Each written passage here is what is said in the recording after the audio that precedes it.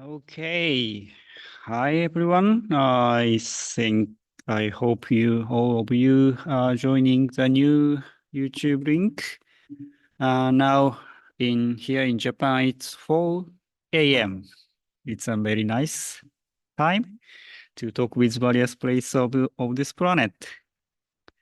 Okay, so in this, I'm Masaki Hiramatsu from National Astronomical Observatory of Japan, and it's a great honor to host this 1 hour session.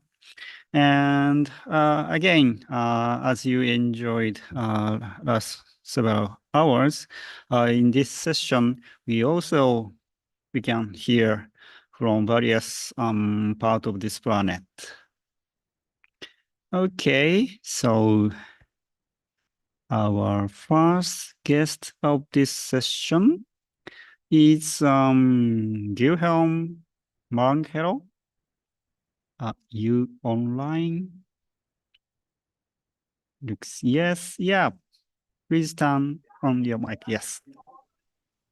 Hello, everyone. It's a great pleasure to be here now presenting a little bit about my planetarium, our activities.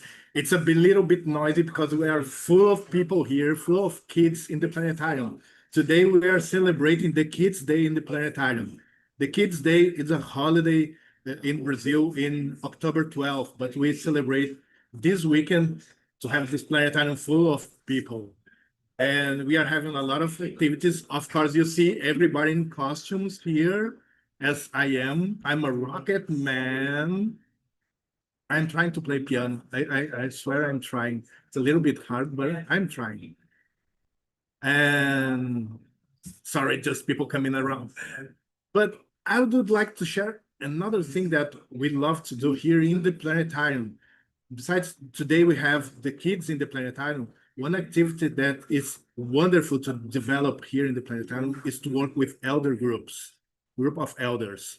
It's amazing because we stop talking and we just listen to them. They have a lot of stories to tell us about the sky. And one story that we learned here from this region I am, sorry, I didn't introduce exactly where I am. We are really in the south of Brazil. We are in the city called Bagé, and it's just 60 kilometers from the Uruguayan border. I used to say that we are close to Uruguay than any other city in Brazil. And I came to this region about almost 20 years ago to work at the university.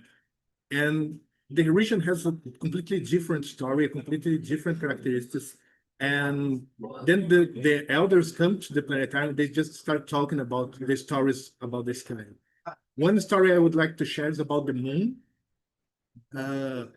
They say that when a child is born, they have to bring to this couple that's very, very ancient couple, and they have 7 days to do that.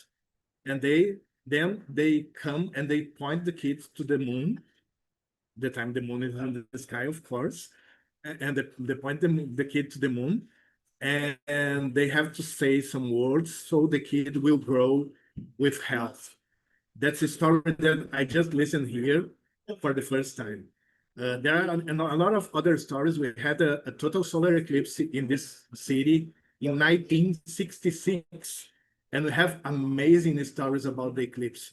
We have stories that people say people that work in the countryside were afraid because the day become the night during it was around 11, 12 o'clock.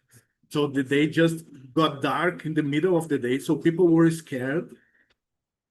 And also they tell the chickens were going back to their places because it was getting dark.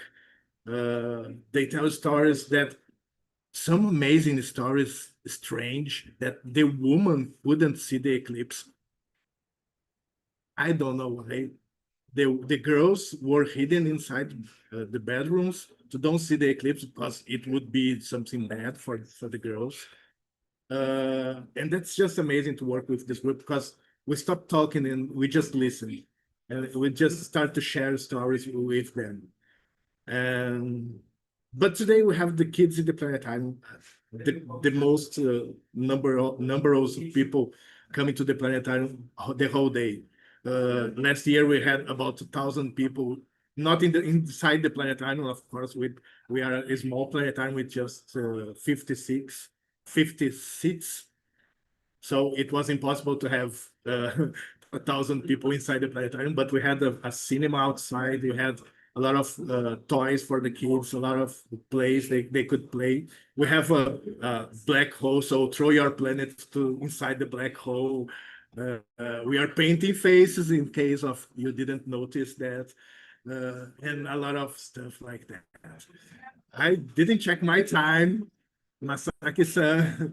Am I okay with time? Yeah, still we have several minutes we have. So yeah, thank you very much for sharing your interesting story about the connection between the people and the heavens. It's very interesting. And yeah, I know that each place has each interesting stories or legends or something like that. So it's very happy to hear about that. And also, I'm very happy to hear that in your planetarium is very popular also for the very young peoples. Yeah, and also I found your face and your clothes is also very cute.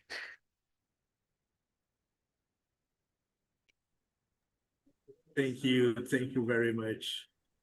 And in a few minutes, I'm going to present the show of the planetarium, of course, dressed like that.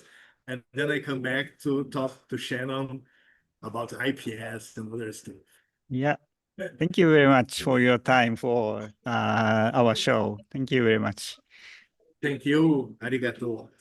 はい、ありがとう。Okay, so here, yeah, we just heard from Brazil, and next we will go to Japanese stories. So as we say several times in this stream, we are celebrating the 100th anniversary of planetariums. And in many places around the world, we had various events for celebrating this centennial anniversary. And of course, in Japan, we have some unique events we had. So I will give microphone to Inoue-san to introduce 100th anniversary event celebration in Japan. Inoue-san, please. Good morning, everybody. I'm Takeshi Inoue, Director of Akashi Municipal Planetarium. And I'm also the chair of the Planetarium Centennial Committee of Japan Planetarium Association. In Japan, we have celebrated the 100th anniversary of the planetarium with many special ways.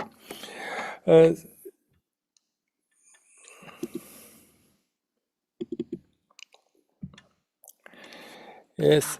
The first, on October 21st, 2023, we held a nationwide online event sharing the night sky from 100 years ago.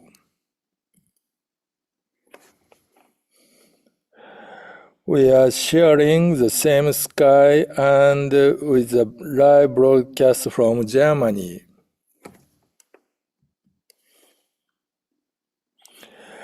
We collaborated with JAXA for public lectures and a traveling exhibit of asteroid samples from Itokawa and Ryugu.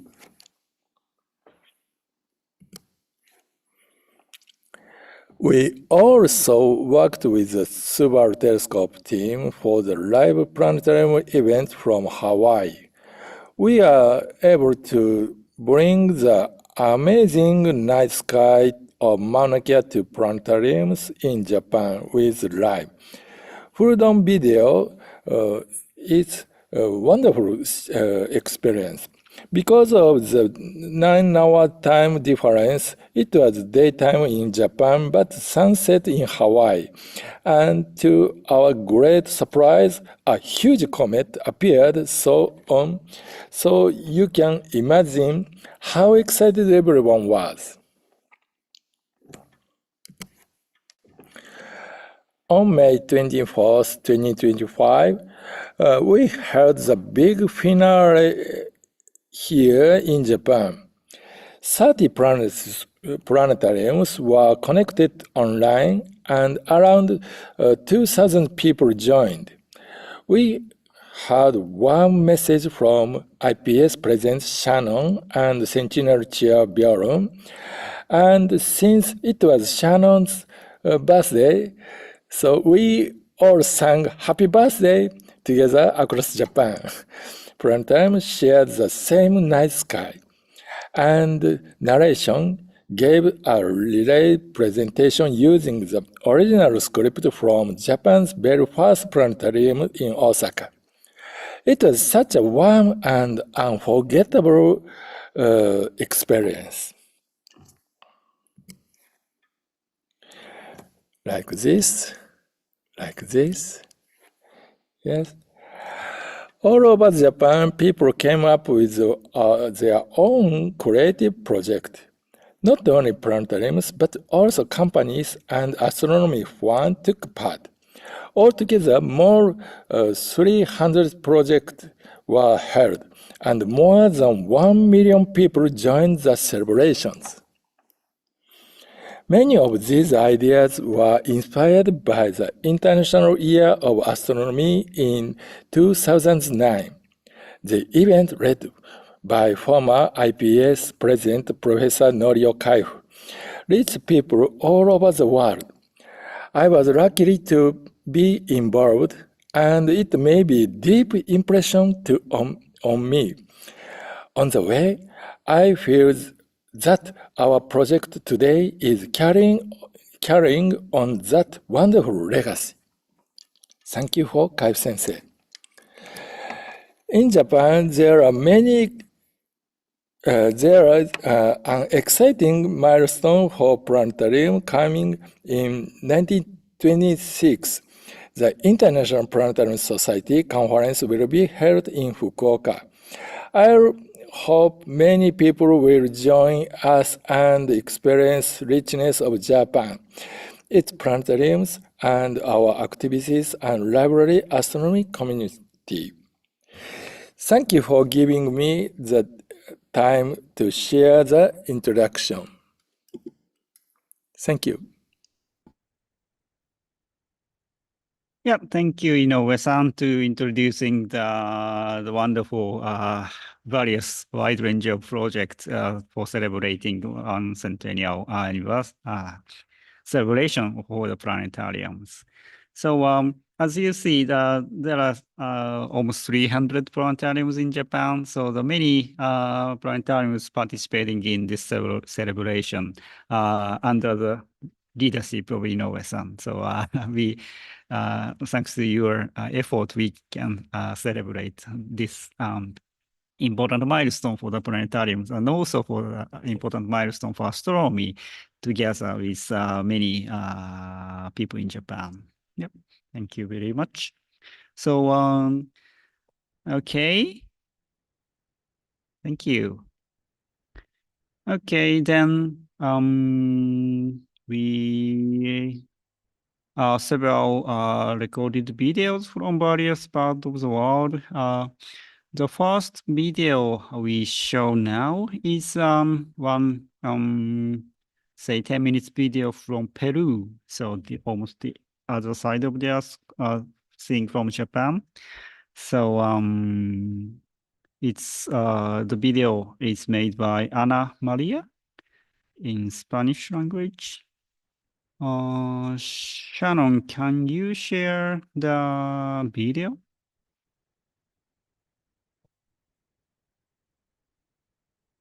Yep.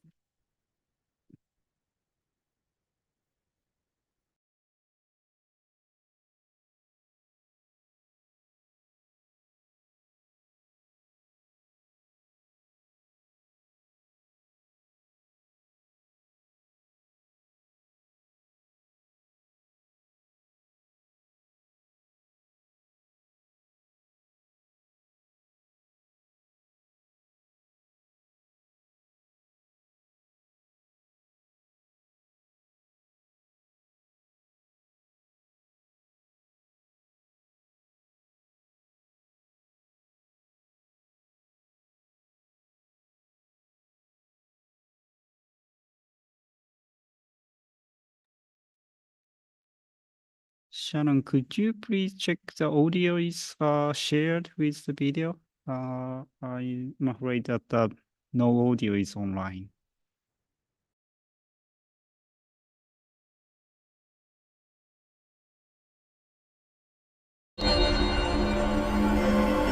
Yeah, now we have.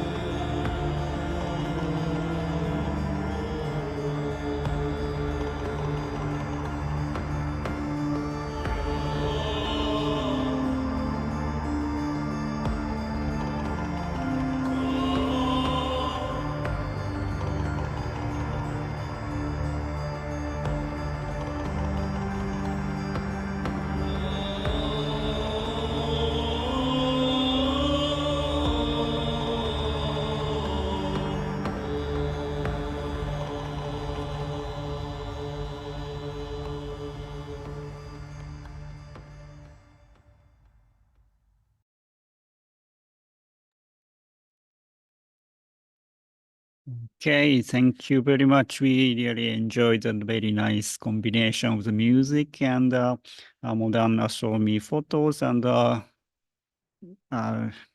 very bright Milky Way above the land of Peru. I had actually, when I was a graduate student, have visited Chile, the northern Atacama Desert for astronomical observations, and all these areas are desert. But in looking up the sky, we see the Milky Way, and many from ancient times in the northern Chile and Peru, people see that the river in the heaven is very connected to their own life and also their ancestors. So we see that a strong connection between the heaven and the people's life on this earth. Yeah, so in the songs, they sing about the sacred rivers, and that also shows a very good connection between the heavens and the people. Okay, so let's go to next. Next one is from Mexico. So the video sent by Quamtec Mendes. Yeah, please go ahead.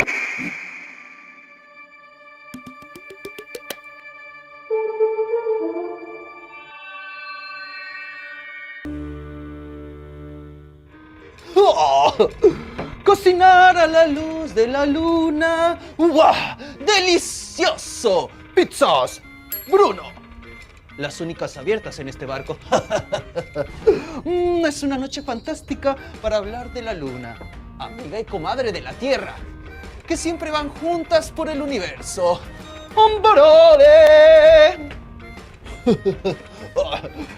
La luna es un cuerpo rocoso que gira alrededor de la Tierra. Por eso es un satélite. Y la mayoría de sus cráteres son impactos de meteorito. En un lapso de 28 días podemos ver todas las fases de la luna. Desde la Tierra siempre vemos el mismo lado de ella. Pero, ¿qué son las fases de la luna? Las fases de la luna son 4.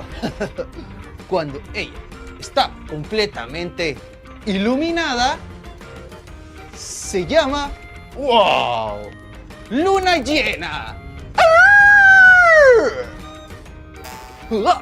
7 días después, la luna empieza a perder brillo de su lado derecho. Esto se conoce como cuarto menguante. ¡Oh! ¡Voilà! Oh. 7 días después, está completamente oscura. No la vemos. Nada. Eso es luna nueva. Aunque no la vemos desde la Tierra, está a punto de iniciar un nuevo ciclo.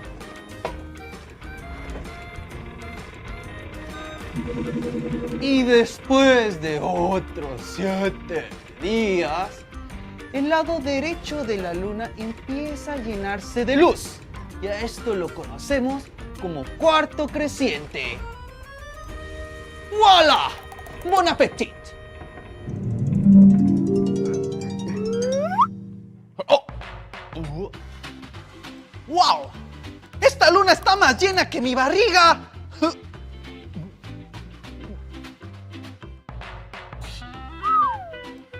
¿Oh?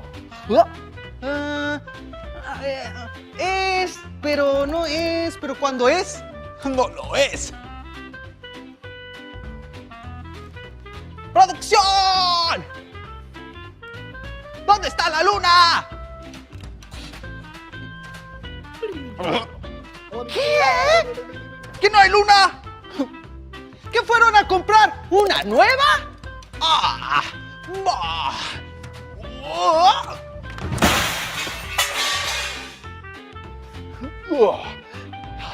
está a punto de ser igual. Este tesoro será mío. Llevo 28 días sin bañarme. ¡Eureka! Este ha de ser el famoso cuarto creciente. Ahora vamos a los 5 datos curiosillos de la Luna. Primero, el único lugar donde el ser humano ha llegado fuera de la Tierra es la Luna. Y al llegar ahí se llama alunizaje. Correcto. 2. Los primeros calendarios en el mundo se diseñaron en las fases de la Luna. Se llaman calendarios lunares. ¿Cuántos días crees que hay en un mes de ellos? 28. Exacto. Número 3. Taiko es el nombre del cráter que puedes ver a simple vista desde la Tierra. Sería una perfecta piscina, ¿eh? 4. El día lunes tiene su nombre gracias a la Luna, como martes a Marte, miércoles a Mercurio. ¿Adivinas los demás? ¿Quién será el domingo? 5. Existen mitos y leyendas inspirados en la Luna y en las formas que vemos en ella. Los mexicas tenían una leyenda de un conejo en la Luna. En España existe una canción que se enamoran de ella. ¡Oh, la, la, la! ¿Conoces algún otro ejemplo? Te seguimos invitando a mirar el cielo juntos con los astros.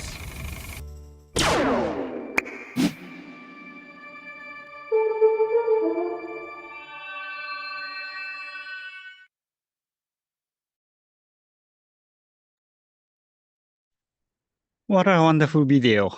I really enjoyed the funny, but also, yeah, some information about the moon's phases.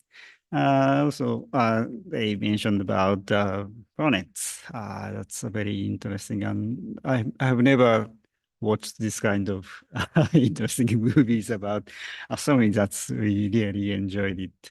Yeah, that's also it's fun to see various wide variety of videos for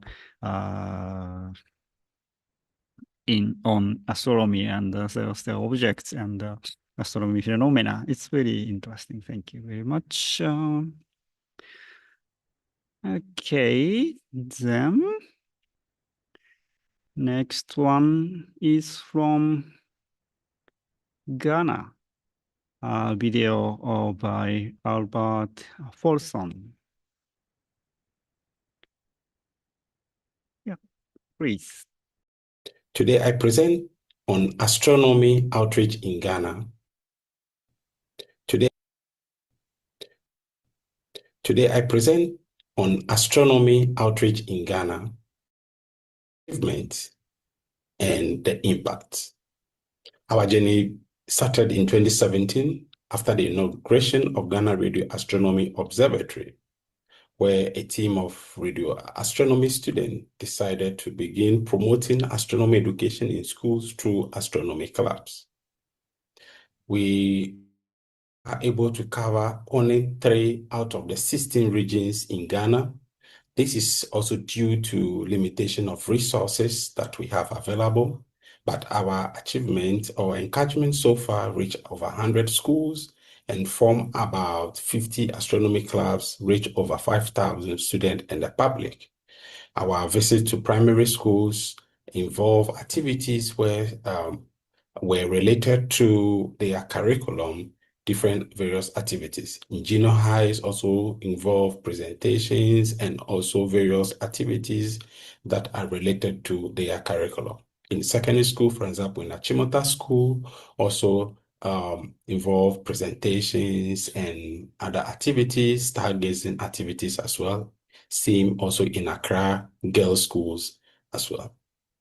During our educational visit to Ghana Radio Astronomy Observatory, we organized a tour for students and also explain things to them how the radio telescope operates, and also involve them in different various activities during their visit.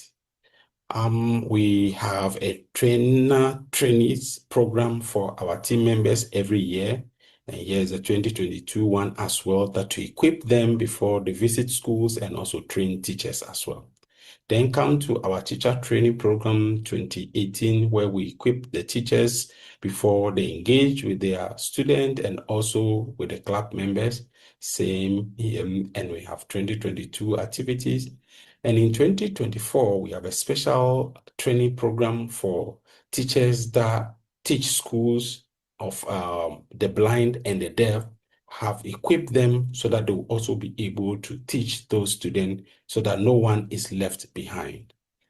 Other experimental activities that we involve the club members in, we have patrons sessions at the club levels, and these are the engagements. We also organize our first astronomy quiz, where we try to measure the level of understanding and participation of students during the club sessions as well. We have astronomer visit, and we take astronomers when they visit, take them to schools to engage and motivate students as well. We also have the STEAM model, where we involve them in arts, use available materials to design the Ghana Radio Astronomy 32-meter dish. And we have women and girls event that we involve them in. And during the COVID-19, our intervention, where we distribute personal protective equipment with the communities around the observatory. Again, during the COVID-19, we design or develop online lessons for students to engage in during that period. And after, when school resumed, we engage them as well to measure their level of understanding and participation during the COVID lockdown.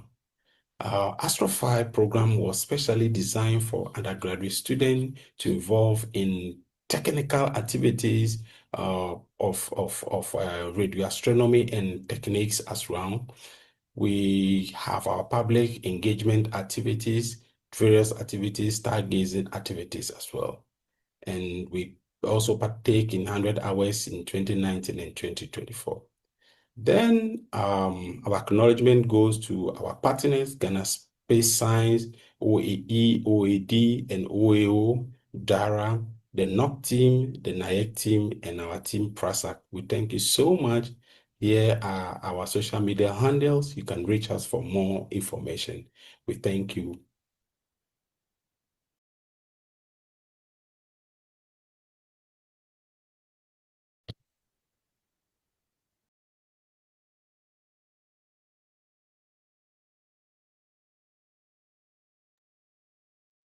Okay, thank you very much for sharing the experience in Ghana. Yeah, so with that, we already watched all the movie for this session.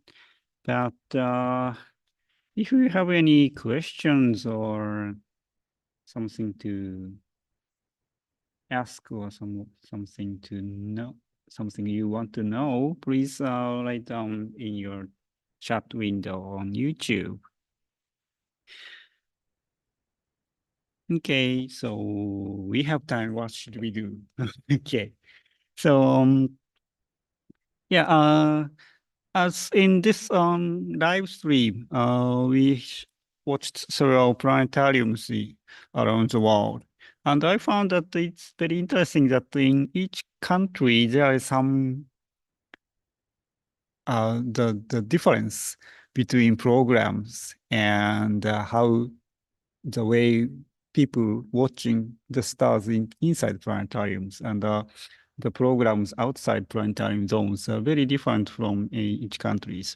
As I said, almost 20 years ago, I visited Chile, and I also visited the planetarium of the University of Santiago.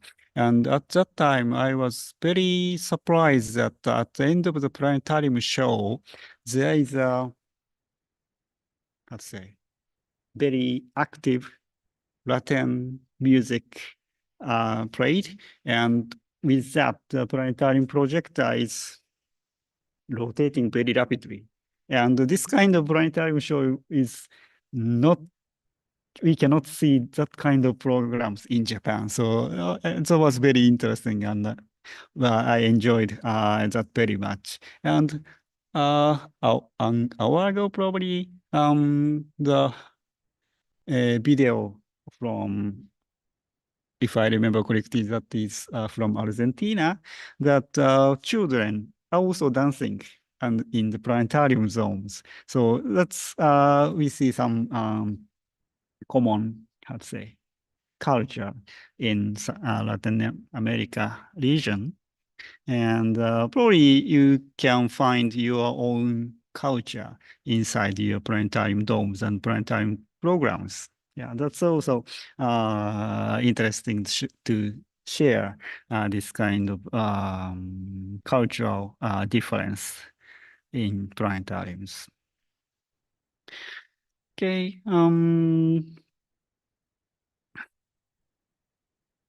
Okay, so Shannon may have something to show.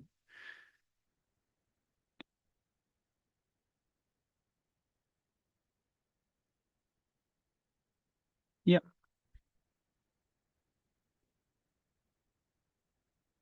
Okay, so that's live stream from here. Yeah, it's very clear sky.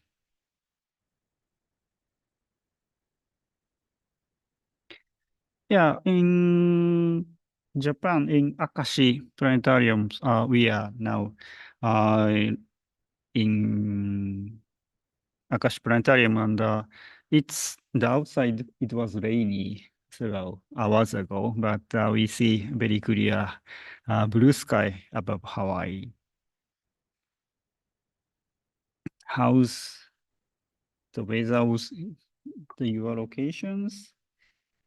Yeah, we see someone from Mexico. I hope all of you enjoyed this live stream from Hawaii.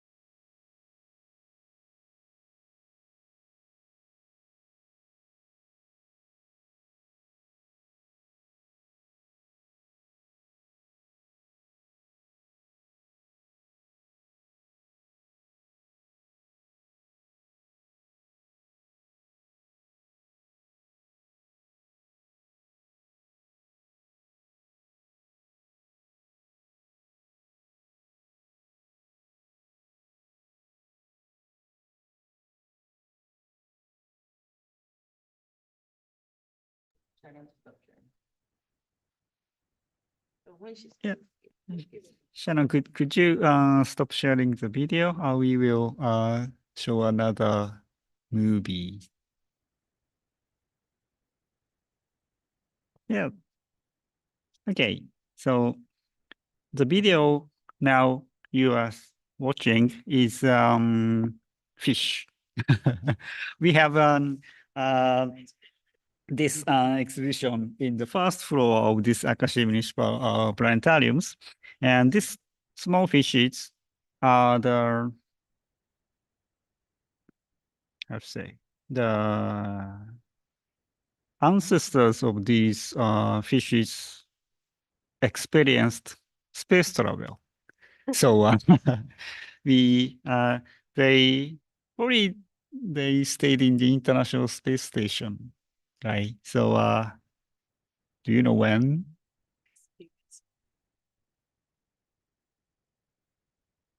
Maybe 20, 15, 20 years ago, maybe.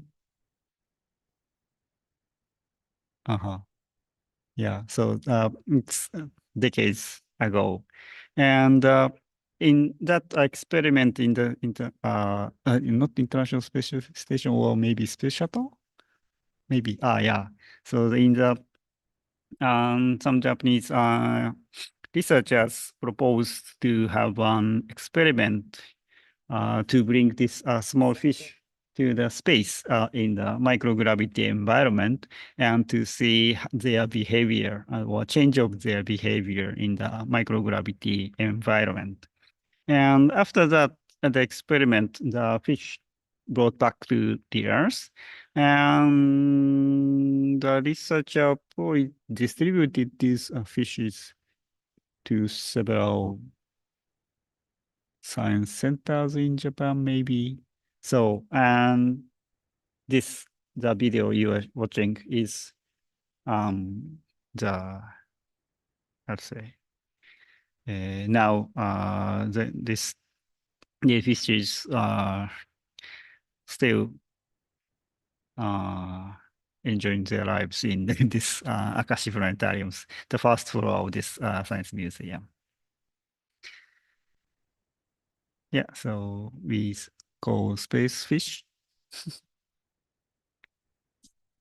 Okay. Yeah, I had some information. It's 1994. And the Scanned International Microgravity Laboratory project. And Japanese female astronaut Chiaki Mukai brought 4 fishes into space and stayed 15 days. Thank you very much. Yeah, so already Oh my God, my 30 eyes. years. Yeah, I just wanted to say, sorry to hop in like this must sound, but I just wanted to say that this fish particularly, I find it so incredible and so amazing. The first time that Inoue-san shared with us the story that they had this fish here, and they came from a family of fish that were in space. My mind just blew up because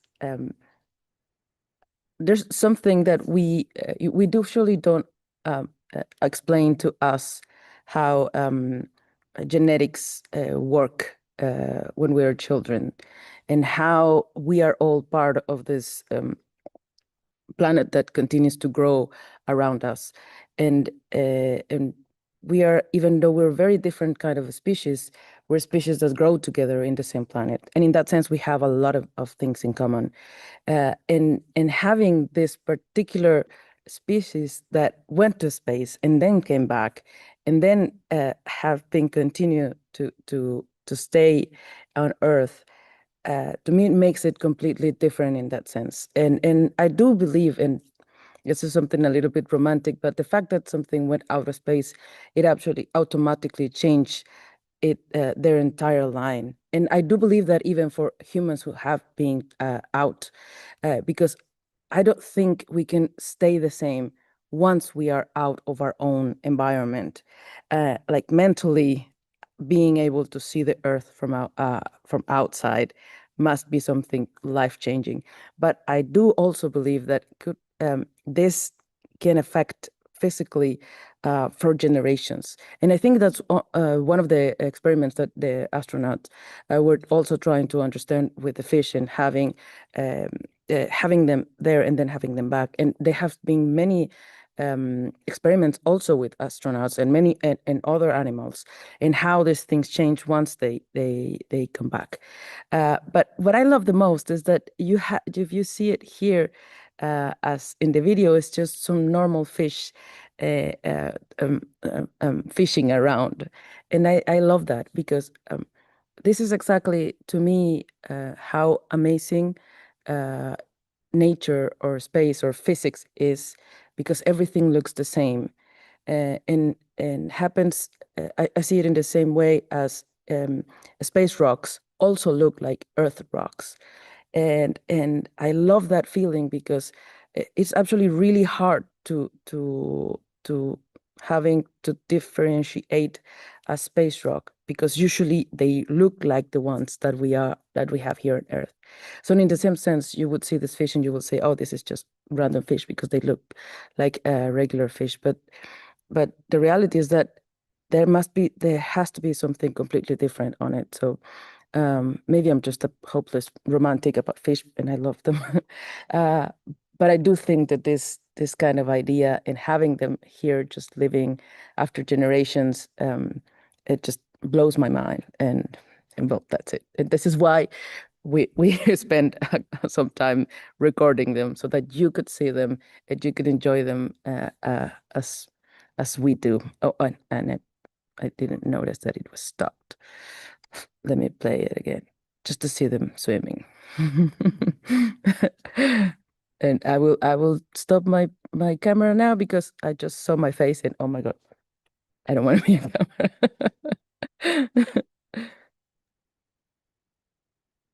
Yeah, thank you. So actually in Japan, in many, not many, in several science centers and schools, we have this kind of space fish and say the flower morning glory, Yeah.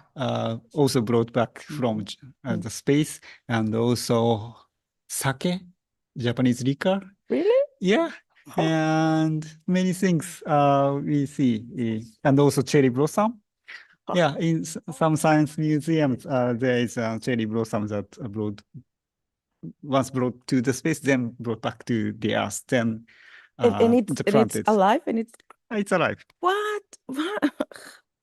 Yeah, so yeah, actually, in Japan, there were several researches about how the microgravity environment affect various kind of life. So it's also interesting to see the connection and with the outer space and So you will have to understand that now our next life will be on our trip mission to find those sakura trees that were in space.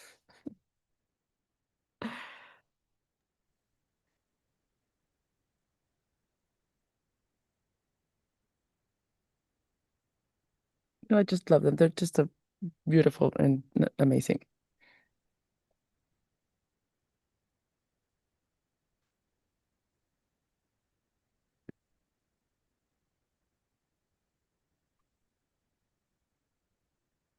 You see fish in the sky. Well, yes, of course. We also see fish in the sky. We've been having some conversations during the night also, as we started this conversation when we talked with Dr. Susan Hoffman about how stars are named and also how the IAU also tries to be to recognize that the Western ideas of astronomy is not the only ones, and cultures have been looking at the sky for thousands of years. So there's many ways of understanding the sky and how constellations are designed, and definitely there are many cultures that have constellations as fish because it's very something completely important on many cultures. And I find that because we've been discussing that with other guests. We also discussed that with Jasmine Catriceo when she shared with us a little bit of what she does with all these initiatives and trying to have a little bit more of diverse perspective and trying to remember that we also there's also a very large indigenous cultures that work around astronomy, and there are many indigenous astronomers that bring a different set of knowledge to what we do, and I think it's so interesting to continue to learn about that. And I say this because I saw John's comment on the chat about I see fish in the sky, and I agree. I see fish everywhere. I see fish in my arms, but definitely I enjoy the perspective on different cultures, and definitely the Japanese. Yeah, I had that in Japan, the constellation of Scorpio. The Japanese see that this is a fishing hook. Ah, Yeah, it's a very good shape to have a. And I remember that in New Zealand also the people see that is a fishing hook. So Mhm. it's very interesting to see the common view of the universe. So each Japan and New Zealand is let's say surrounded by the sea, and the fishing is very important for the ancient people's life. So Exactly. yeah, Exactly. So the that kind of similarities, I found it's very interesting. Mhm. So we don't have any more guests in this segment, right? Okay, so we are going to prepare for our next session, and we're excited because our next session is OEO's section, the Office for Astronomy Outreach. We will presenting a couple of things so that you know a little bit more about what we do, but we have something that we want to share with you so badly. It's a presentation of our NOC, of our National Outreach Coordinations Network video. So please join us in 6 minutes. So we're gonna share with you a video so that you can see. Do we have any buffer videos in hand? Did we use them all? Did we use them? How many?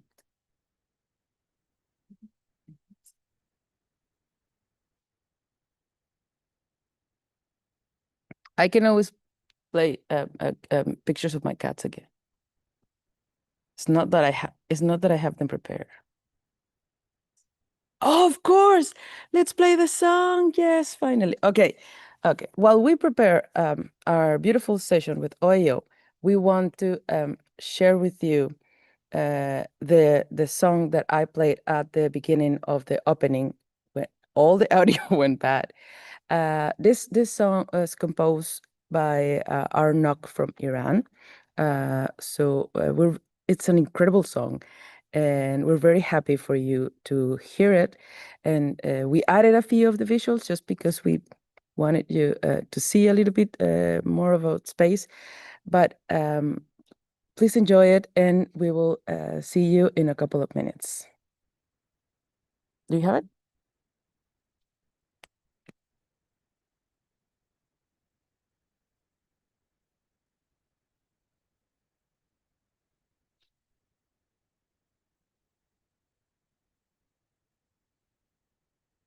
Oh my God, please don't look at my... ¿Cómo se dice ojeras en inglés? No, mejor no me digan. I know.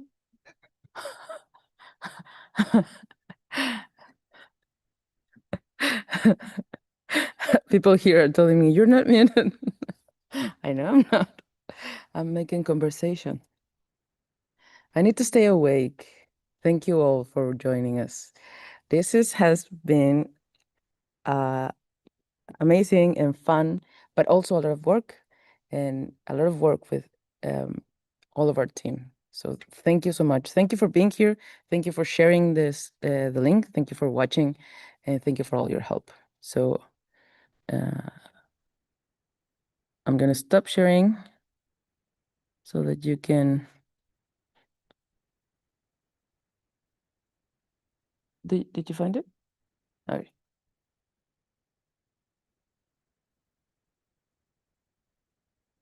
Oh, hello, Ana. Ana Torres on the chat.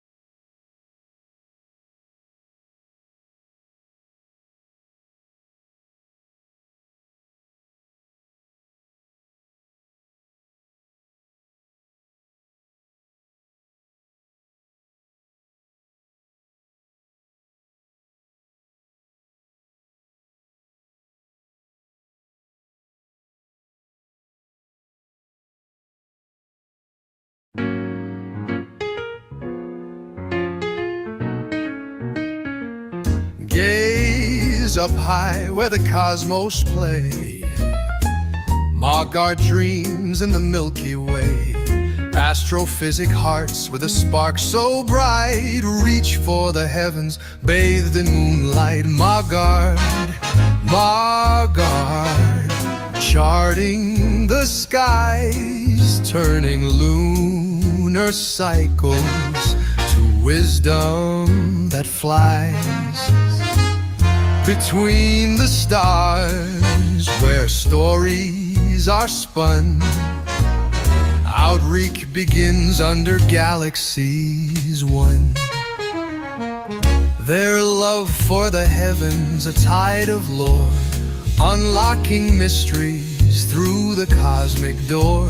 An astronomy team with eyes so keen, sketching the universe in a velvet scene. Oh, the moon, it whispers secrets untold, unlocking mystery, each phase of gold. Margard walks where stardust streams, carrying the cosmos in their brightest dreams. Margard, Margard, Margard, Margard, charting the skies, turning lunar cycles to wisdom that flies. Between the stars, where knowledge runs free, outreach blooms as vast as the sea.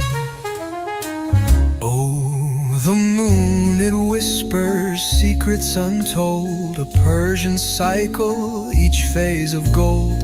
Margard walks where stardust streams, carrying the cosmos in their brightest dreams. Margard, Margard, charting the skies, turning lunar cycles to wisdom that flies. Between the stars, where knowledge runs free, outreach blooms as vast as the sea.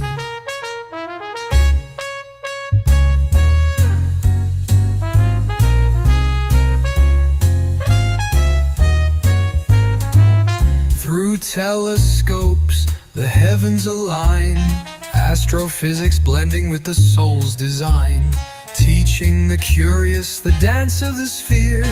Margard shines in the night's hemisphere.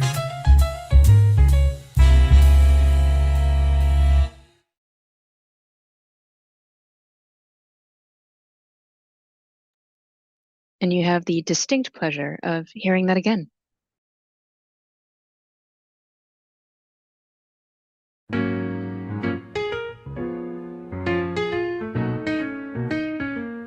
Gaze up high where the cosmos play.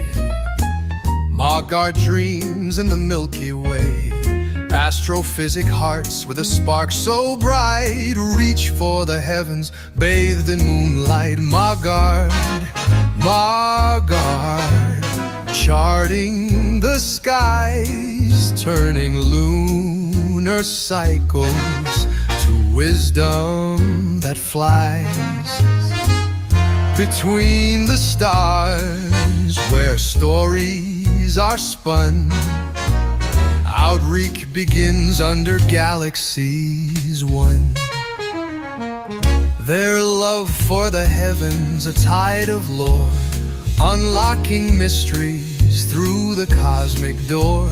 An astronomy team with eyes so keen, sketching the universe in a velvet scene. Oh, the moon, it whispers secrets untold, unlocking mystery, each phase of gold.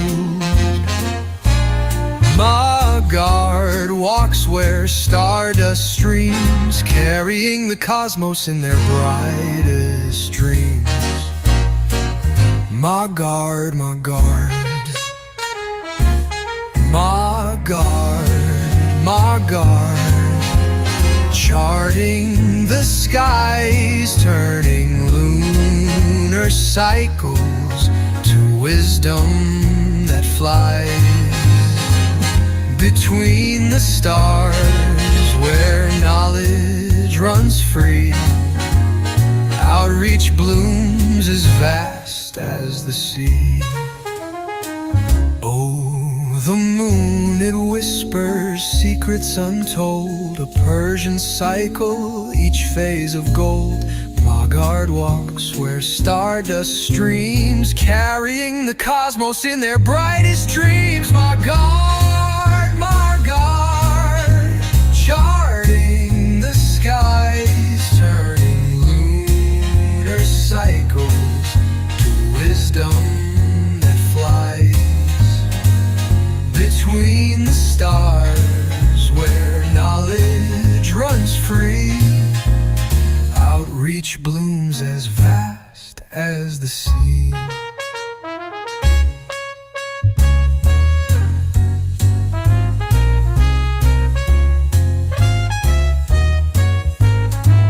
Through telescopes, the heavens align, astrophysics blending with the soul's design, teaching the curious the dance of the sphere. Margard shines in the night's hemisphere.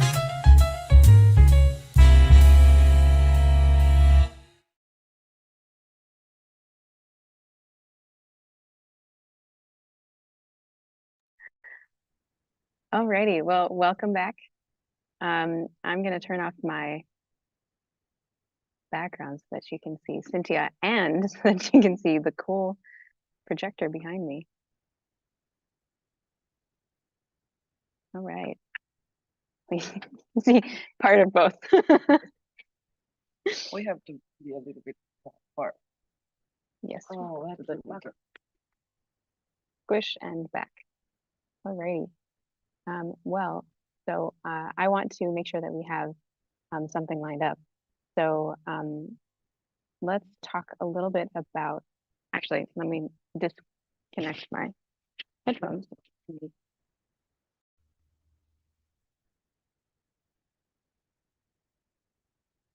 And hopefully everybody can hear us now because the microphone will be coming through my computer. So we are here celebrating 100 hours of astronomy. We could use the microphone and we could use it. Okay, but we need the connector. Huh? Okay, so let me find the thing that we're going to share. The very special thing that we're going to share.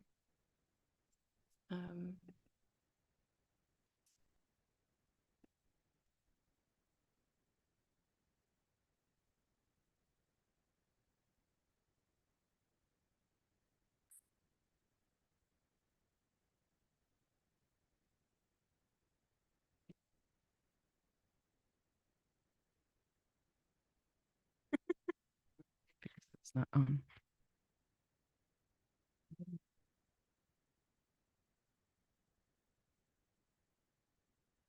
Okay.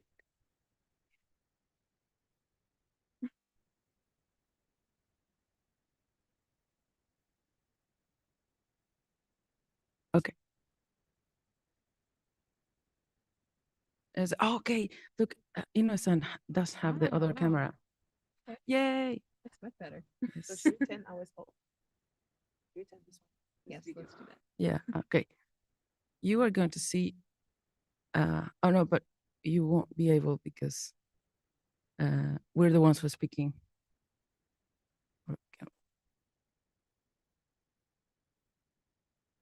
You're so smart.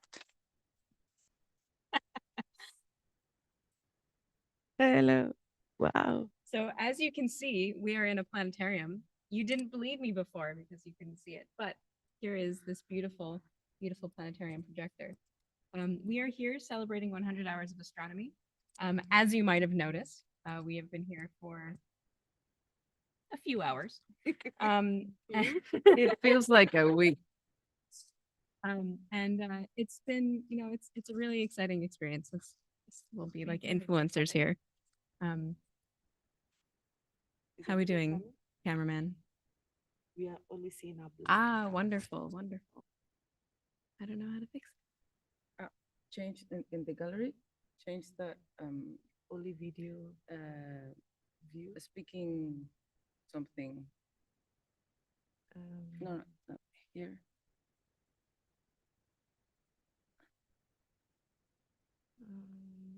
Speaker gallery. Nope.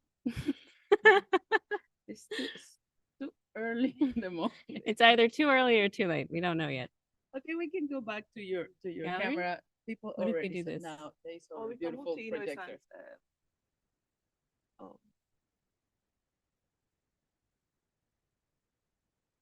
It's coming now. It's okay? Yes. All right. We inadvertently fixed it. Fantastic.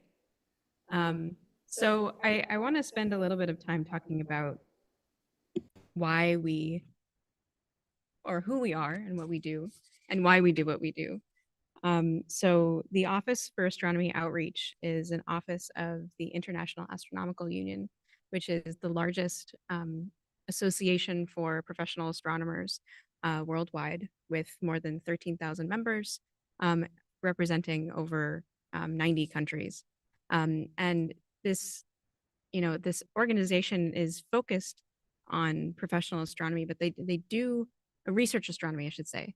But they do have a recognition that there are pieces of astronomy and astronomy with relation to society that need to be addressed. And that includes all of the things that you heard from today, actually. You heard from the Office of Astronomy for Education. You heard from the Office of Astronomy for Development, the Office for Young Astronomers. And then, of course, there's us, the Office for Astronomy Outreach. And their aim is to really promote and bring people together through astronomy in as many different ways as possible. And the Office for Astronomy Outreach was founded in 2012 by Kai-Fu-san, who brought it to the NAOJ. And I think Inoue-san is going to talk a little bit more about him later. But it was through his vision that we started the Office for Astronomy Outreach, and this really deep need for astronomy engagement, engaging the public with astronomy, but also doing that here in Japan. And we're learning more and more as the years go by, as we continue living here, as the OAO continues to live in Japan. We're learning more about what it means to do public engagement in Japan, and how that can kind of permeate out into the international context. And so it's a really great opportunity for us to come together in this way. I think, much like Cynthia was saying earlier, fish go out into space, and when they come back, they're desperately changed. I came from the United States, Cynthia came from Mexico, Naomi came from Ghana, and we came to Japan, and I'm very much changed. I don't know about you guys. But we become very different people, and we learn and we grow.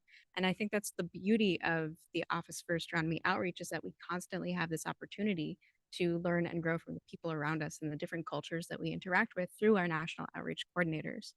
And so, we have this video that we want to show you. It's a really, really special video that was put together, and I saw it this morning and I actually started crying.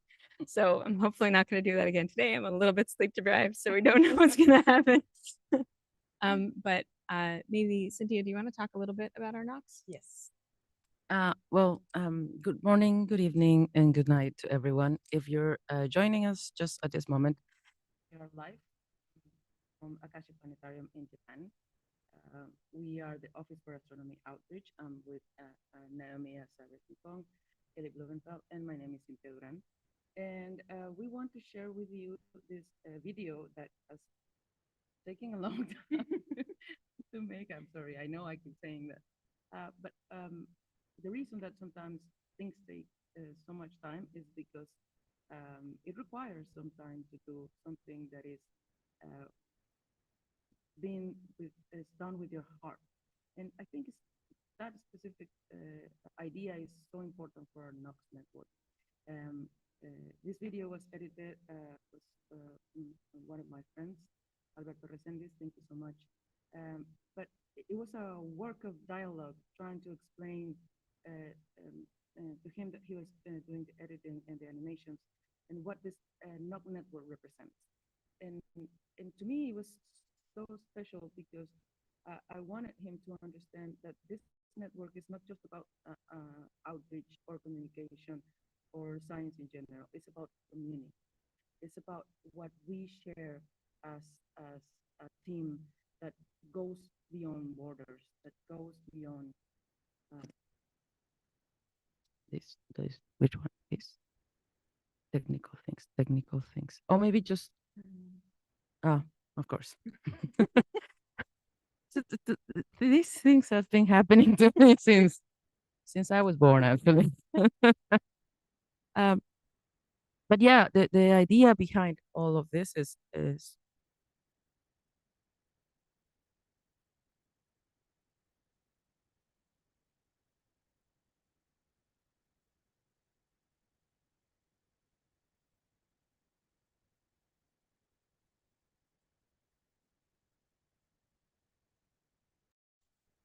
we're going back to basics. No, but it's because of the battery we've been using them.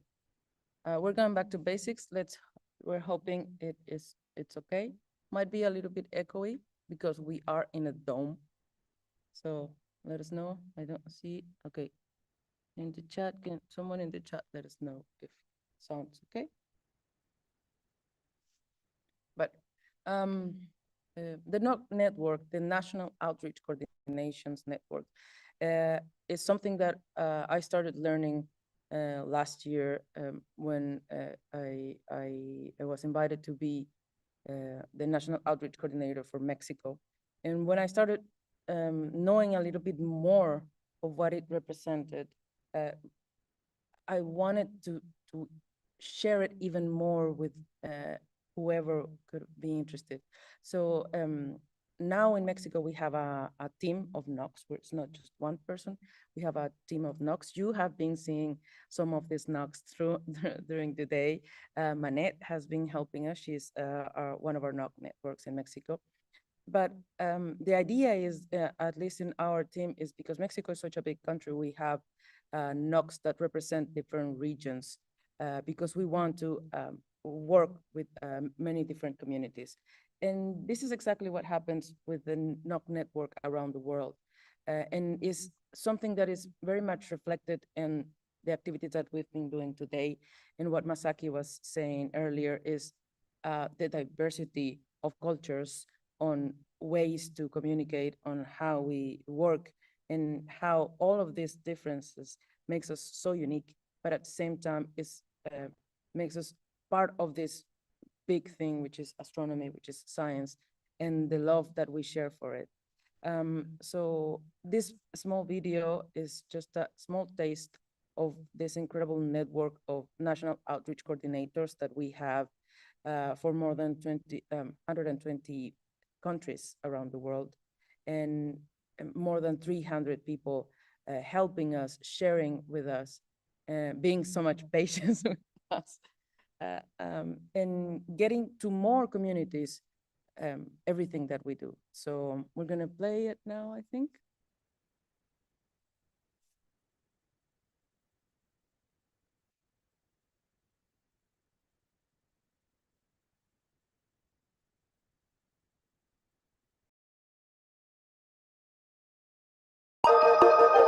The sky connects us all, and so does our community. The NOC network is a global community of astronomy communicators. Coordinated by the International Astronomical Union's Office for Astronomy Outreach. It brings together passionate individuals who work to make astronomy more accessible, inclusive, and inspiring everywhere.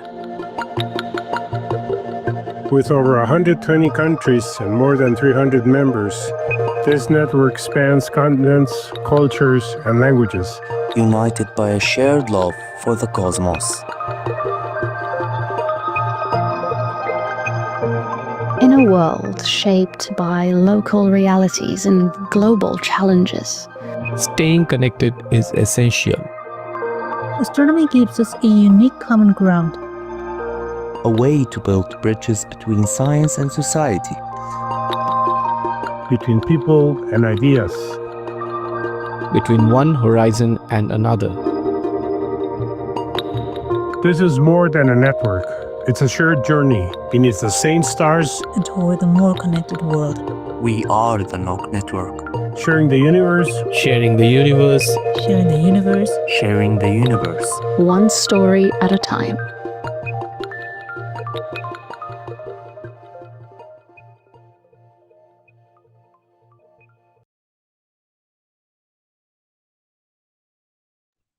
I'm proud to say I kept it together much better than I did this morning. So beautifully done. It really is, Thank though. you. It really is, but it does so much justice to the Knox network and the nature of the Knox network, and precisely what we try to foster through all the things that we do at the OAO. And we do so much. It's really kind of impressive sometimes to think of all the things that we do. But we through the Knox network we spend a lot of time working on public engagement and focusing on how we can spread the materials and the resources that we have at the OAO that we create and send them out and kind of snowball them into communities and into regions to bring people together through astronomy. And that's a really important goal that we have as the OAO. But we also want to make sure that there's the infrastructure for that to happen. If we want to engage with more people, then we need people who are doing the engaging to know how to do that. And so we have this other branch of the work that we do at the OAO that's all around communicating astronomy with the public, and that's more professional development side. So maybe Naomi, do you want to talk a little bit more about CAP and what we do with that? Yes, sure. Thank you, Kelly. So hello, everyone. I'm Naomi, and the CAP, or Communicating Astronomy with the Public, is an amazing initiative. It's an umbrella initiative that was started with the OAO in partnership with Commission C of the IAU, which is a commission of communicating astronomy with the public. And this initiative is, as I said, an umbrella initiative that encompasses conferences, encompasses the CAP Journal. It also includes CAP Academy and also the community of practice for CAP. And this CAP is set up to help in information exchange and knowledge exchange between science and the community and people, and also to make sure that astronomy is accessible and inclusive and is bridging the gap between scientific knowledge and those who practice public engagement. So when we talk about, when we focus on the CAP conference, so the CAP conference is held every 2 years, and the next one is in 2026 in Armenia, Yerevan. And it's going to be amazing. And the CAP conference is where practitioners of public engagement in all forms, whether planetariums, science museums, scientists who translate their work into simulations, those who are using AI, audiovisual, those who are making public engagement for people with challenges, all come together to exchange ideas, to show what they are doing, to make sure that they are connected with other people who are in the same field, making sure their science is being translated well to the public, and also who are in the research of public engagement. So it's a very interesting conference that brings together practitioners of public engagement and science communication and researchers. So this conference is where we come to show what we do and to exchange ideas. And then we have the CAP Journal, which is a professional journal that promotes research and public engagement. So people who have done public engagement that have brought results and have actually practiced some technique or some format of public engagement and has given some results, positively or negatively, get to write about this research, and it's published in a CAP journal. And it's published, it used to be published every 2 years in issues, and no, twice in a year. Twice in a year in issues, but now it's going to be published like article by article, just so that we don't have holdouts, because when you're trying to get everybody's article ready to publish an issue, sometimes there are delays and bottlenecks.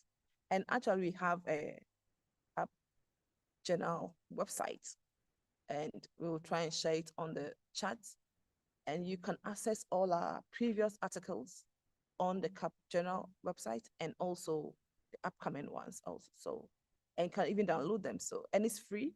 So please go check it out. All our articles that were published by amazing researchers. You love some of the readings. The readings are amazing.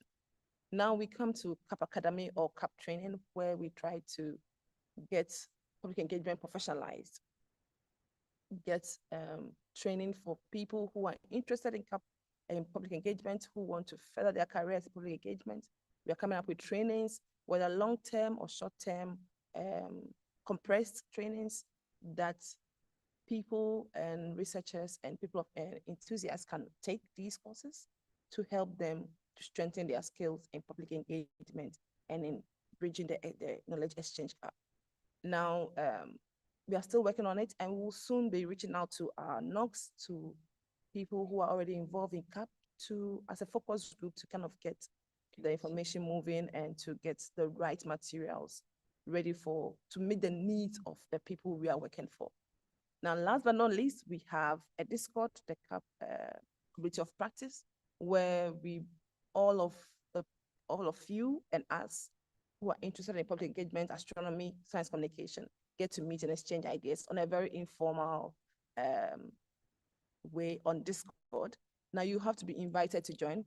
So if you're interested, there's a link on our website where you can apply to be added to our Discord, and then we will reach out to you soon to add it to your Discord, where conversations are going about research, about events, about training. So look forward to seeing you on our Discord, and thank you for being involved in CAP. If you've ever been, if you are not, please, there's a CAP conference, the applications are open. So visit our website and you probably get the link to the website, or you can look for CAP conferences also on the website, and register and come and join us in Armenia.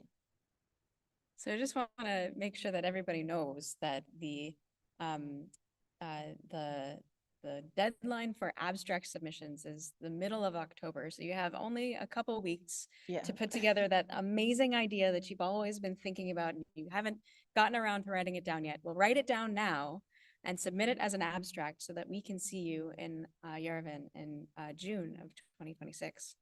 We May. actually met in a CAP conference, remember? We did, yes, in 2018, my first CAP conference. I know, yeah, mine too. Yeah. That was actually a really life-changing conference for me. Yeah, definitely. And I spent so much time in my grad school doing public engagement work and working with communities, and I didn't see a whole lot of other people who were really into it. And when I went to CAP, it was just this massive community, more than 400 people at that conference who were just so dedicated to working with their communities, to spreading the love of astronomy and making sure that everybody has access to this science that really brings us together in a way that no other field of study really can. And it completely blew my mind that this was an opportunity that I could actually go into science communication and make as a profession and make a living off of that. I never thought that I would have this opportunity to really truly do the thing that I love to do most. Yeah, I think most people feel that public engagement is not like a viable career move, but CAP conference and CAP in general shows that there's a professional side to public engagement, and you can get involved in it. And the CAP conference is one of the easiest way to see that you are not alone, and there are actually people who are heavily involved and have made a career out of public engagement and making astronomy accessible to everyone. But I think what's really special about CAP in particular is that, yes, there's this like professional part of it, but there's also like a lot of knowledge and experience that's gained in actually doing it. Yes, and of course. being part of and being a science communicator, not necessarily a researcher, but CAP brings these two worlds together. And that's what makes it really special in my mind, is that it's kind of a meeting of two rivers coming together to make something, altogether new. It's really a beautiful thing. So CAP is lovely. CAP is wonderful. Oh, and also, if you want to host a CAP conference, you can. There's also a deadline for that to submit a letter of intent for the CAP conference in 2028. So please, again, put on your thinking cap and please invite us to come and enjoy a CAP conference in your hometown. So I would really love to spend some time talking about, it's a really rare opportunity, I think, for there to be such a like public facing organization like the OAO and to be completely led by women. And I don't see it that often. I don't know how frequently this is, but that just happens by accident. It's not like we intentionally did anything. It just so happened that we were the three most qualified people to do this job. That applied. No, of all of the people. And it's a really great opportunity for us to work and grow together in this way. And I think I think it means a lot to people that they can see us in this way. And we've also had the opportunity of working with really amazing women as well. And so when you think about the structure of the OAO, it really is a women-led organization from every angle. We work with a science writer, Gitu Pelos, who I'm not sure if she's going to be able to join us today, but she's an absolutely brilliant writer, and she works with us on a project called Space Scoop. And Space Scoop is all about taking really complicated kind of technical press releases and almost translating them into something that's more understandable to a general audience. And in that process of translating, she does a lot of really like innovative ways of, dealing with metaphor, but then you also have to think about what's translatable, not just like the concepts are translatable, but also what's translatable across languages. Puns and jokes don't always go from one language to another. So if you're trying to make something relatable for a child or for, someone who is a non-expert, and you use jokes or use metaphors, you also have to think really carefully about how that's going to translate over when it's translated into Spanish or Arabic or whatever other language you're aiming to go for from English. And she does that really, really well. And it's really, brilliant to see and to work with her and see all that happening kind of in real time. And we also had the distinct pleasure of working with Yara Tiago, who is here today with us, who was our intern from Leiden University. And Yara, do you want to turn on your camera and say hello?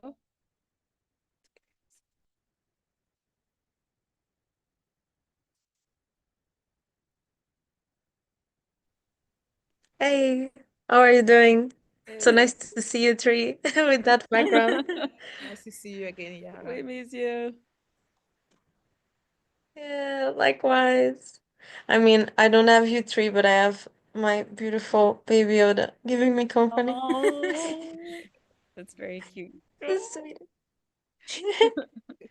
So Yara, I want to just ask you maybe a little bit about, your experience working with the OAO, particularly, maybe, is there a way to also see Yara?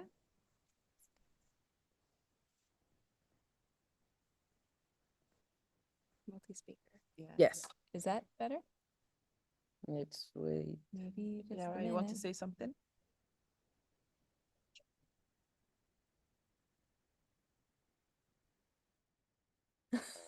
Sorry, it's a little bit of a delay. Nope. That didn't work. No. Oh, change it again, the view. Multi-speak. Oh, they hide non-video participants. Is it better? It takes so much time to. No, it's okay. It's so much technology. Okay, so it's not allowing us to do that. No. No, maybe not.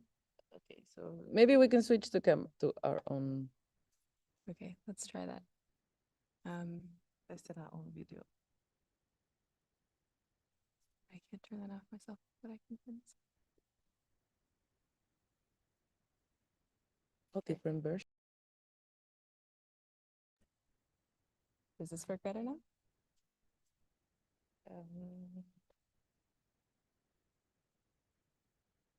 Okay, we got one. We've got one, so maybe Yara is muted. Maybe just gallery? Maybe gallery.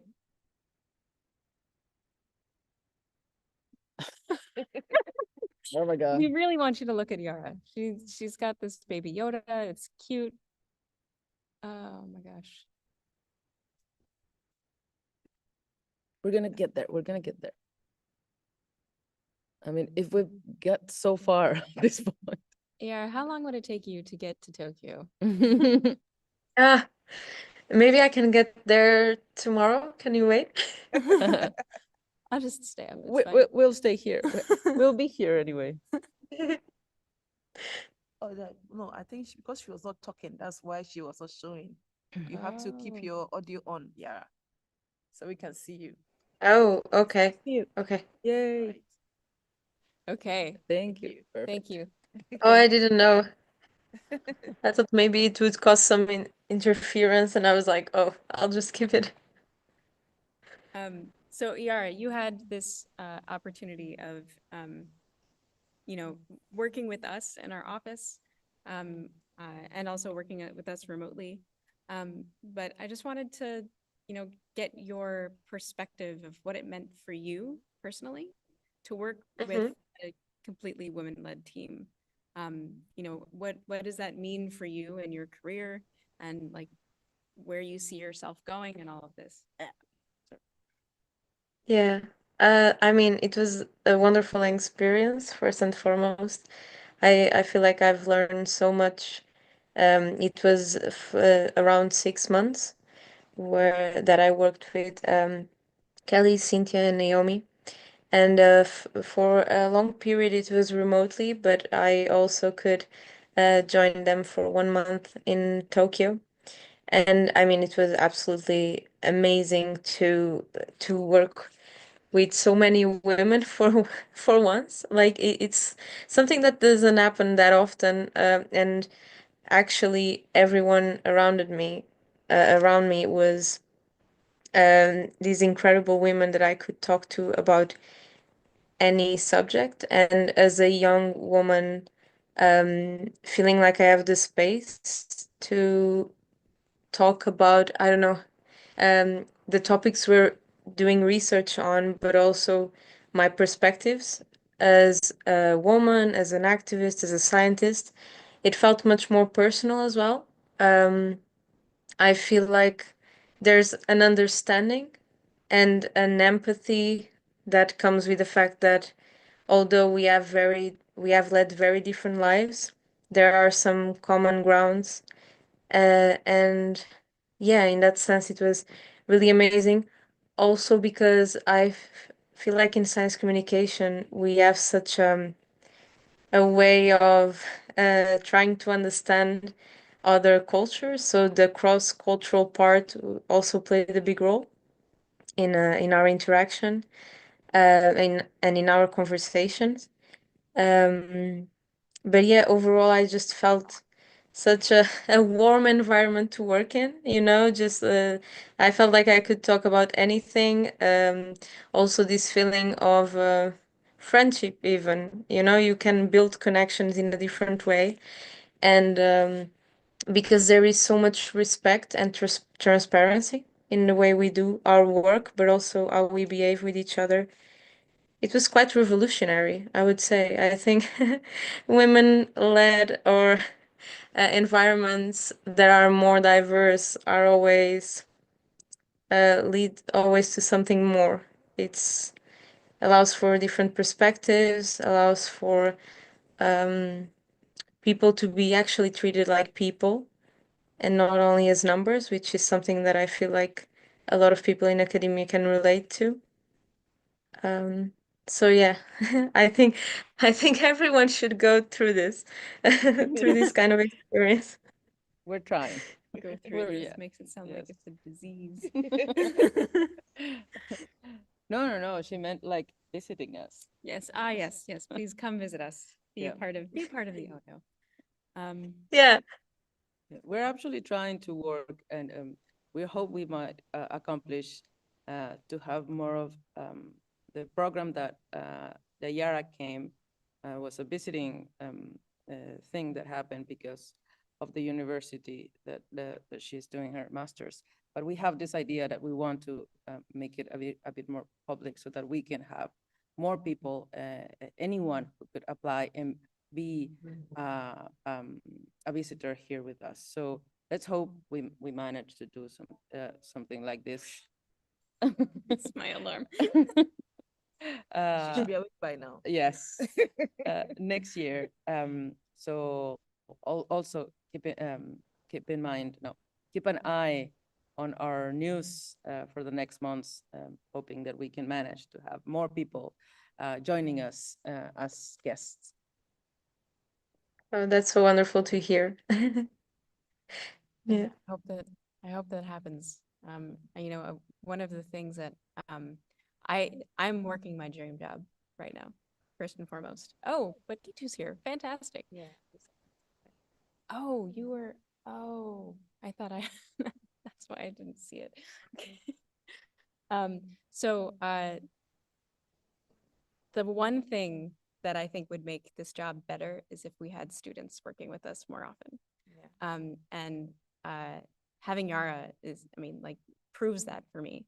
And having the ability of bringing more people in and engaging with us in like new and intricate ways, I think was really just so beautiful.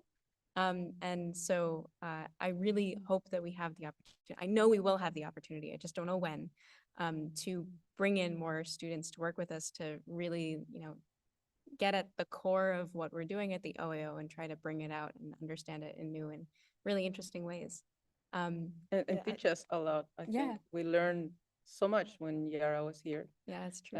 It was a great experience to have her here because she came with a set of different ideas, different ways to do things, and being so much younger than us, I think it was a great way of seeing a different part of the world, a different part of you. So this is an incredible experience for us, and we learned so much from Yara as well. Yeah, and I think also because we are always researching ourselves, we are always reading papers, and we have so many ideas for research about public engagement and how to do it more effectively. And we don't have time to do it, but we have so much on our plates. So having students who can put those thoughts into action, into research, and making those results available to the community will be an amazing thing to do. So we look forward to having more students if possible, and building the community engagement. So What while you're we're saying is really sweet. And I just want to add something really quick, Kelly. Like what you're doing is really wonderful. And I think that even from what I'm reading on the chat on YouTube, because I'm looking at the two screens, like people can really acknowledge that. And it's so beautiful to see how you create such a healthy and respectful environment where everyone that works with you feels like they have the space to develop themselves, but also to share their ideas. And I mean, it's a small team, but you do so much, and You should really be proud of what you're doing. It's really amazing. I'm always impressed whenever I look at it. So, I mean, yeah, it's this team, we're so different in so many ways, but we all have this like deep need to do precisely what it is we're doing. Yeah. And no matter what, we always push toward that one goal. And I think that's what makes it so strong. We are able to work through whatever we need to work through in order to do what we need to do. We have that fundamental goal, the fundamental rock that is the core of all of us, is the same, and that's really what makes it easy, honestly, to do this kind of thing, to put on something like this, to find the collaborators that can work with us to make sure that something like this happens, and to actually put it together. I could not do this alone. I don't think any one of us could do it individually alone. But working together, and that's the beauty of it, though. That's the beauty, and that we work toward this these crazy ideas that we have, and it's wonderful to see, and it's wonderful to be a part of. But before we run off of this topic, I want to bring Gitu online. She was waiting in the waiting room for a little while. I'm very sorry about that. But Gitu, I mentioned before, is our science writer for Space Scoop. So Gitu, I said a little something about Space Scoop earlier, but can you just give us like an overview of what it is? I don't think I can beat what you said, Kelly. That was really awesome. Thanks for all. I was really hoping, oh, she did my job. That means I can go back to my pajamas and sleep, right? But hey, thanks so much, first of all, for the kind words, and kudos for such an amazing feat, 24 hours live, and this is really amazing. So good luck We're getting for there. the rest of the sessions for all of you. I hope you have your coffees ready. It's quite early in the morning for you guys, I guess. Okay, so I have been working with Kelly since I think, well, before Space Scoop with Astronomy and Society group in Leiden for about 1 or 2 years. And then since 2024, we have been transferring Space Scoop to IAU OAO. And then since then, we have been trying to bring all our partners back in to get this engine up and running and bring it back to the full swing. So I think you all know Space Scoop by now, but still, I would describe it as this fun, engaging online pocket space magazine, which is mainly targeted for young people, but it's something that everyone can enjoy. It's something that I wished I had as a child. Something that's easily accessible at the fingertips when there was internet, for sure. But still something that's free, something that's cool, something that brings latest space news that's happening around the world, that introduces you to different cool astronomy discoveries from these institutes. So Space Group partners with research institutes and observatories around the world. At the moment, we have 4 partners. And the minute there's any cool astronomy discovery happening, we jump the gun, we get their press releases, we get their stories, and we convert them into magical, fun, engaging story. So something that's a news material, we turn that into a fun and engaging storyline with a lot of jokes, metaphors, which is challenging, but still it's a lot of fun writing and creating. And we present it into an easy to read and understand and learn manner to not only young people, but also lay people, but a broader audience, so that it's quite accessible, right? All the cool, exciting discoveries that's happening in space. Space is for everyone. So whatever is happening in the universe, you have the right to know. And it should be fun and it should be accessible to all. So that's something that we are kind of working towards. So it's a great classroom material. You can use that in a classroom setting to probably introduce topics, and along with that, give students a glimpse of what's happening in this field, so that they develop the curiosity and maybe an interest in these kind of disciplines, so that maybe one day they can also envision that when I grow up, this is what I want to be, this is the institute to go for. So we kind of introduce that a little bit early, even though it can also become a good bedtime story. But so there is fun in learning, and also an introduction to what's happening in this field. A lot of introduction that you get very early on. And the process that involves is that we get a press release from the Institute, and we have an amazing team of writers. Along with me, we have interns and volunteers. And we take out all the technical mumbo jumbo, and we kind of try to simple down. We select the topics that we really need to address, what the discovery of research is all about. And we try to include a lot of references and examples that is relatable to a broader audience. And after we have finished our draft, it goes to a review. It has a public audience engagement review and a science review. So we make sure that the scientific accuracy is not lost when you simplify science complex topics. It's not at all easy. It's challenging, but that's the fun part in writing it. But once the review is done, we publish it on our tiny little website called www.spacescoop.org. If you have not come across it, this is the time you can go and check it out, have a look at it, enjoy all the wonderful stories. And after this, we also send it to our wonderful, amazing team of volunteer translators who give us their gift of time. We cannot thank them enough for the kind of work that they do. They translate them into different languages in their free time, or they make time out of whatever little is left. Magical. And yes, look at that time, perfectly aligned.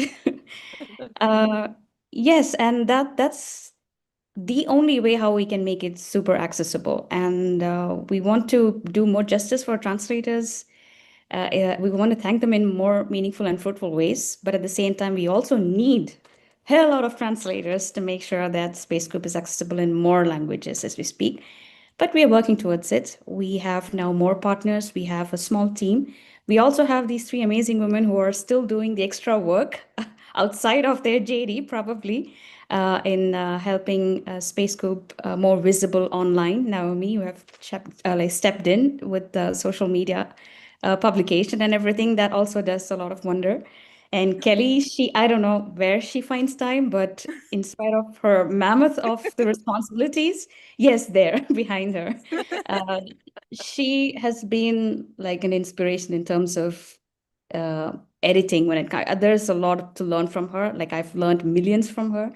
I have a tendency to complicate things. I always have a confusion. Is this information that is worth deleting or including? So I tend to bring a lot of information, and she has this amazing ability to seamlessly cut the jargon and make it a very streamlined, smooth, easy read. So every story that you read is carefully curated, and it comes with a lot of passion from our inner child who were enlightened in this field of astronomy, maybe by looking up in the night sky or learning that sun is a star and completely going crazy. How can that be? Because this is how you draw a sun and this is how you draw a star. That was me. And so there's a lot of passion, commitment involved in bringing these stories to you. And we hope you read and enjoy it and also learn something from it. And I hope I made sense with what I just said. Absolutely. But yeah. Far better than we could say. At 5:51 5 a.m.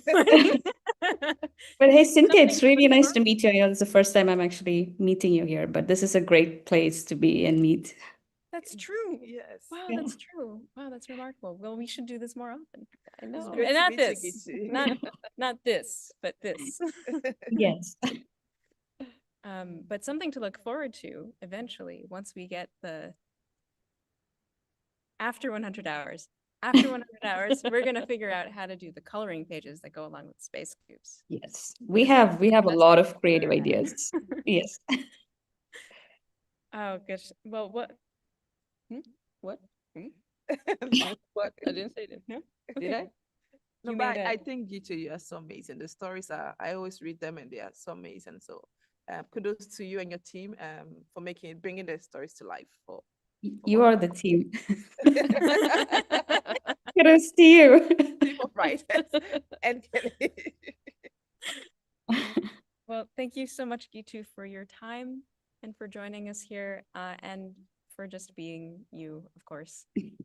So I want to, we had a map going around, right? Yes. We were hoping to get people to let us know where they were joining from so we could keep track of us.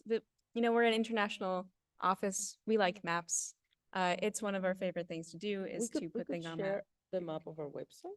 to talk about I can share the map of what we've gotten so far. I don't know whether it's of the Sure, website. no, So that we could see all the people participating in 100 hours. Oh, okay.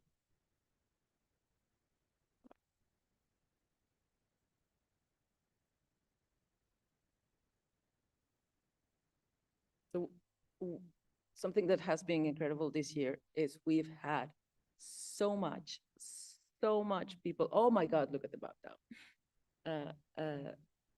So much people participating in this year's 100 hours, and there's events still registering today. And if you haven't seen it on the website, that's because I am here. We need to accept it. But this is just a little bit of more than 300 events. I think we are around that right now from different parts of the world.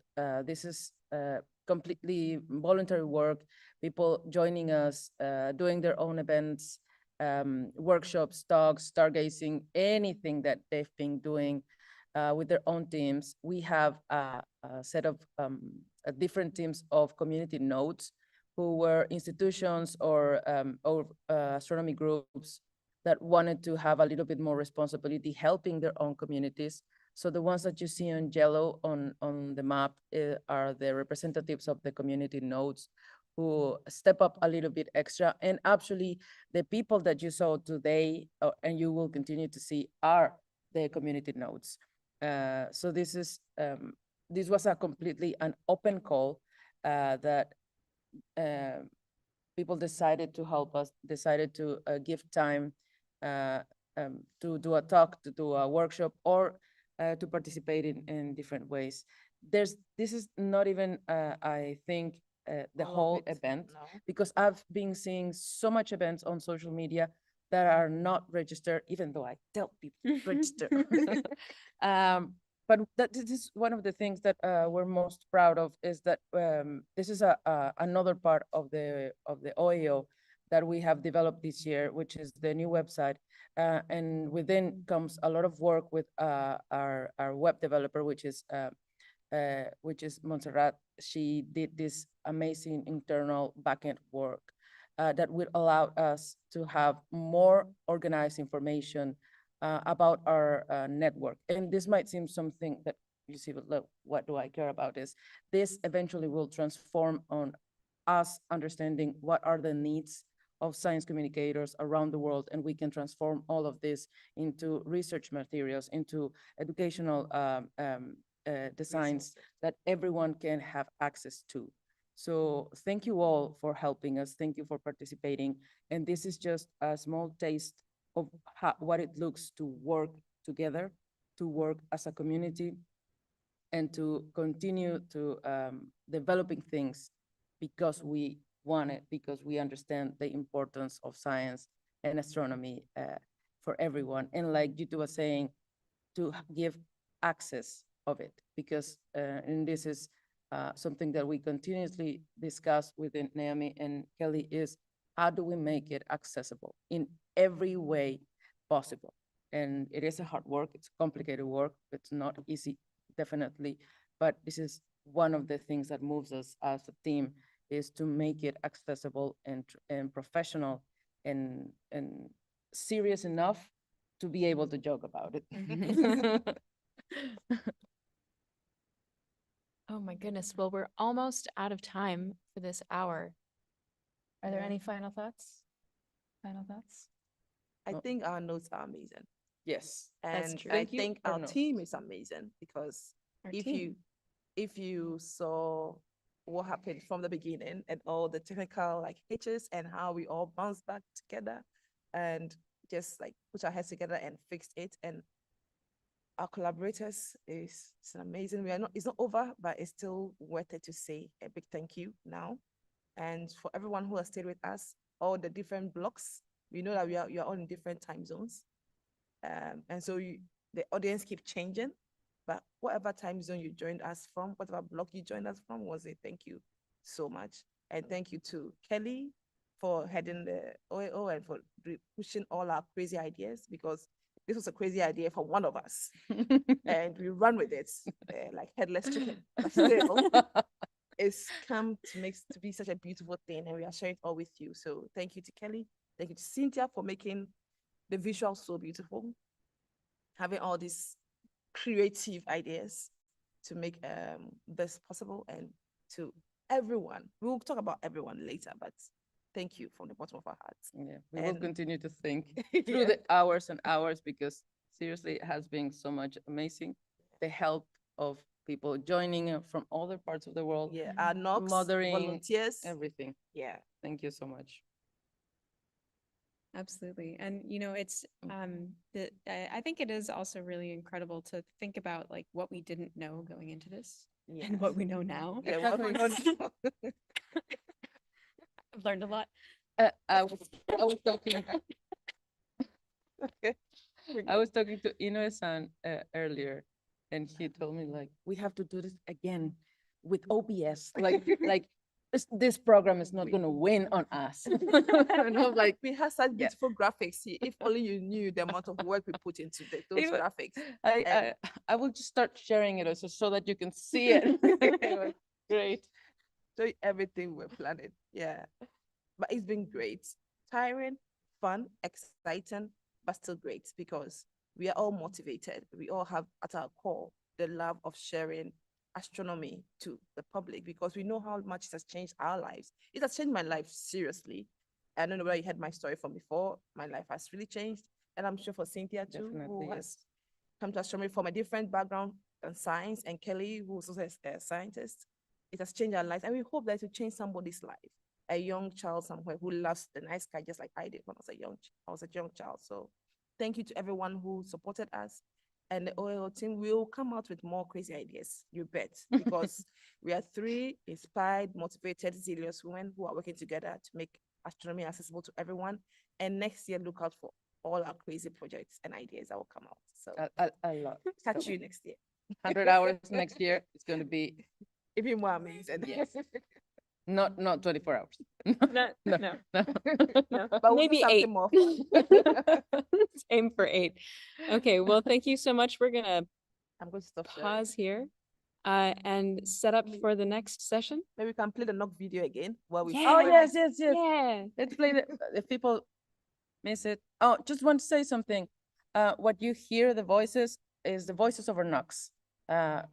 Who some of our NOCs who, again, were kind enough to share some time and their voices.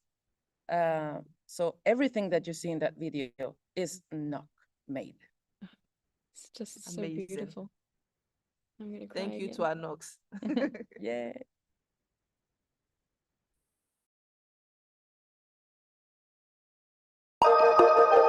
The sky connects us all, and so does our community.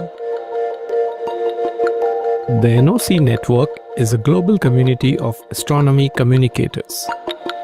Coordinated by the International Astronomical Union's Office for Astronomy Outreach. It brings together passionate individuals who work to make astronomy more accessible, inclusive, and inspiring everywhere. With over 120 countries and more than 300 members, this network spans continents, cultures, and languages. United by a shared love for the cosmos. In a world shaped by local realities and global challenges, Staying connected is essential. Astronomy gives us a unique common ground. A way to build bridges between science and society. Between people and ideas. Between one horizon and another.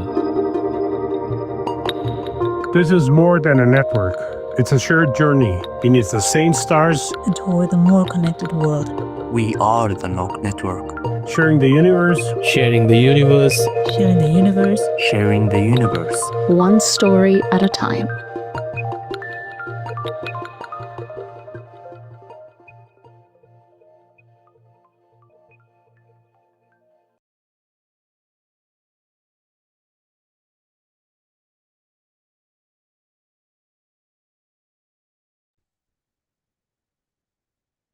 have a feeling I'm going to watch that video a lot in the next couple days.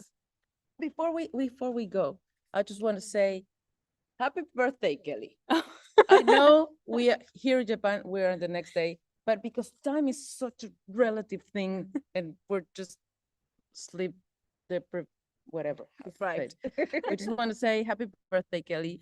Happy birthday. And this celebration is so much because all the work that you do, and we're so thankful for letting us be here and preparing and work together. So please, let's say a huge congratulations to Kelly. Happy birthday on the chat. And thank you. Thank you all. Thank you. Thank you for agreeing to work with me. Of course.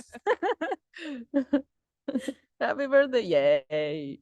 I think so. We hand over to Yes, I think Shannon. so. Okay, Shannon is coming next.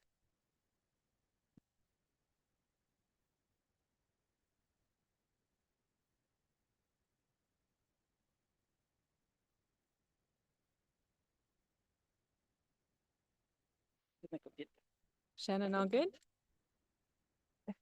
Ooh, what? There you go. Yeah. I just got a new computer and I am at work and apparently my camera has like a little like cover thing on it, like built in. I didn't even know. All right. Well, we'll leave you to it. Thank you guys so much. All right. So I think that for this next session, it starts off with me and Guillerme. So hi, Guillerme. Hi, Shannon. How are you? Good.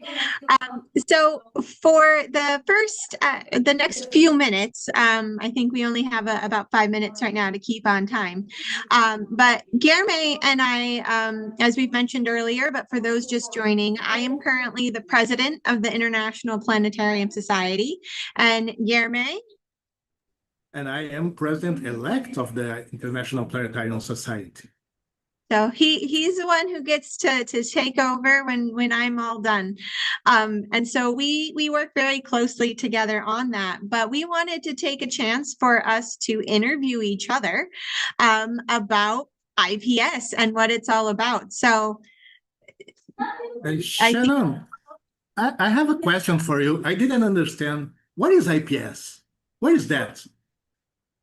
So IPS is the International Planetarium Society. It was started in the 1970s, almost 50 years ago, and it is an organization that brings together planetarium professionals and anyone who is interested in planetariums or works in the technologies and the areas around planetariums, anyone who has any interest in them, to come and join and learn from each other on how to use these tools to teach about astronomy in a variety of different ways, as well as explore things like the technology, the research and education aspects of them, and so much more. And so we are a community with people across 6 different regions: North America, Latin America, Africa, Europe, Asia, and Oceania. And so we have members all over the world, over 500 members right now who have joined IPS. So Guillerme, can you tell me who is IPS? Well, who gets to join? Shannon, anyone can join IPS. Anyone interested in the planetarium world, the planetarium universe can join IPS. Even though you are in a little dome, a big dome, a fixed or a mobile dome, you can just join IPS. If you work with visualization, with software, or show development, you can join IPS. Anyone that loves planetarium is welcome to the International Planetarium Society. But what does IPS do, Shannon? So IPS does a lot of things. So very broadly, again, it brings planetarians together to share with one another. But the way we do that is multifaceted. So one of the big ways that we do this is our conferences every other year, where we actually get to see everybody in person. And so our next one is in 2026 in Fukuoka, Japan. And then in 2028, we'll be in Buenos Aires, Argentina, at the Galileo Galilei Planetarium there. And we'll continue to do that every other year. So it's a great chance to get together and share and build those connections and friendships. And I think friendship is a really important part. We build friends within the planetarium world. But we also have a publication that comes out 4 times a year called The Planetarian. That's a journal that features both practical articles on like practical guides on how to do different things, or here's what I learned, or this is a program that we've developed, as well as peer-reviewed research articles for anyone who is doing research on planetariums and how they work and how people learn from them. We also have a monthly newsletter to stay up to date on any programming that people might be interested in. And we have a variety of committees who have different projects, like our education committee that helps run several different programs, including our education research fellowship. We have the mobile planetarium committee, which helps a lot of folks in the who have mobile planetariums to connect and troubleshoot what they need there. We have our Equity, Diversity, and Inclusion Committee that is working on reports around things like financial equity and pay, as well as like who's showing up and how and who's here and at the table. And then we also have sort of short-term ones like the Centennial Committee that did a lot of work around the 100th anniversary of planetariums. So Guilherme, can you tell us a little bit more about why we're celebrating 100 years? Sorry, Shannon, I can't talk. I will ask someone to talk by me, okay? Can I invite someone to the talk? Okay. Sure. Hello, everybody. I am here to talk about the Centennial. I love that show that says 100 years ago, an invasion that brought heavens down to earth. It was on May 7 when the first planetarium opened its doors in Munich. Before that, in 1923, the invention came here.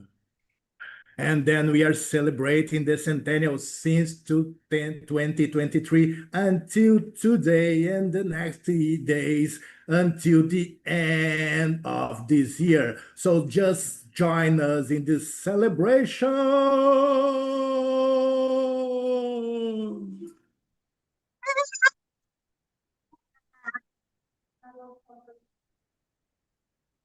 See, it's not like 5 a.m. for us, and we're still like having a lot of fun. Hi. Hello, how are you? I'm fine. What do you like in the planetarium? Oh, my favorite thing about the planetarium? Yes. What's your favorite thing? I like it when little kids come in. They're just so excited and they want to learn. How about you? What's your favorite thing about the planetarium? I love the kids too. They try to hug me every time I'm in the planetarium. I love when they have hard to get in the mobile because sometimes the mobile is scary. But I like when after a little talk of just 2 or 3 minutes, they get brave enough to get inside the dome. I think that's wonderful. I like when we have the sunset, the nights arriving, the first stars appears, and then the kids just say, "Wow!" I agree. I think that's a really great one. Well, Jeremy, I think it's time for us to say goodbye. Can you say goodbye? Goodbye. And we're going to now move on to our next guest in this hour. So our next guest is Michelle Zuting Rodriguez, who's coming to us from the Lawrence Planetarium. So if you'd like to turn on your camera now, and we'll turn it over to you.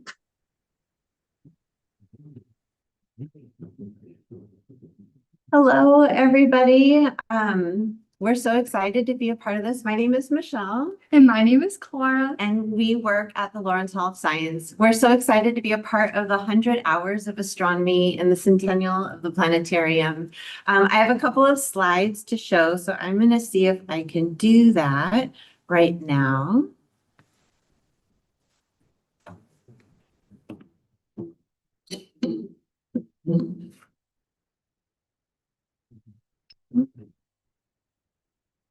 Hold on. Okay, here we go. All right. Lawrence Hall of Science. We're excited to be here as a part of 100 Hours of Astronomy and the centennial of the planetarium. And while our own planetarium is not 100 years old, we have been around and had a planetarium in our building since 1973. So our planetarium has been here for just over 50 years. In our time with you today, we're going to be sharing a little bit about the Lawrence and our planetarium. But mostly we'll be talking with Clara, who's one of our planetarium presenters and a UC Berkeley student, to hear from her what's so special about her job here.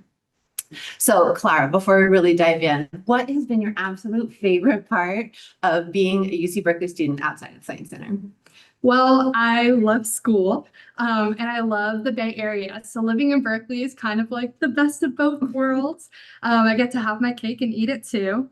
I think that something that makes Berkeley so special is just how passionate everybody is. And that does include the Science Center, but also in all of my classes and my professors.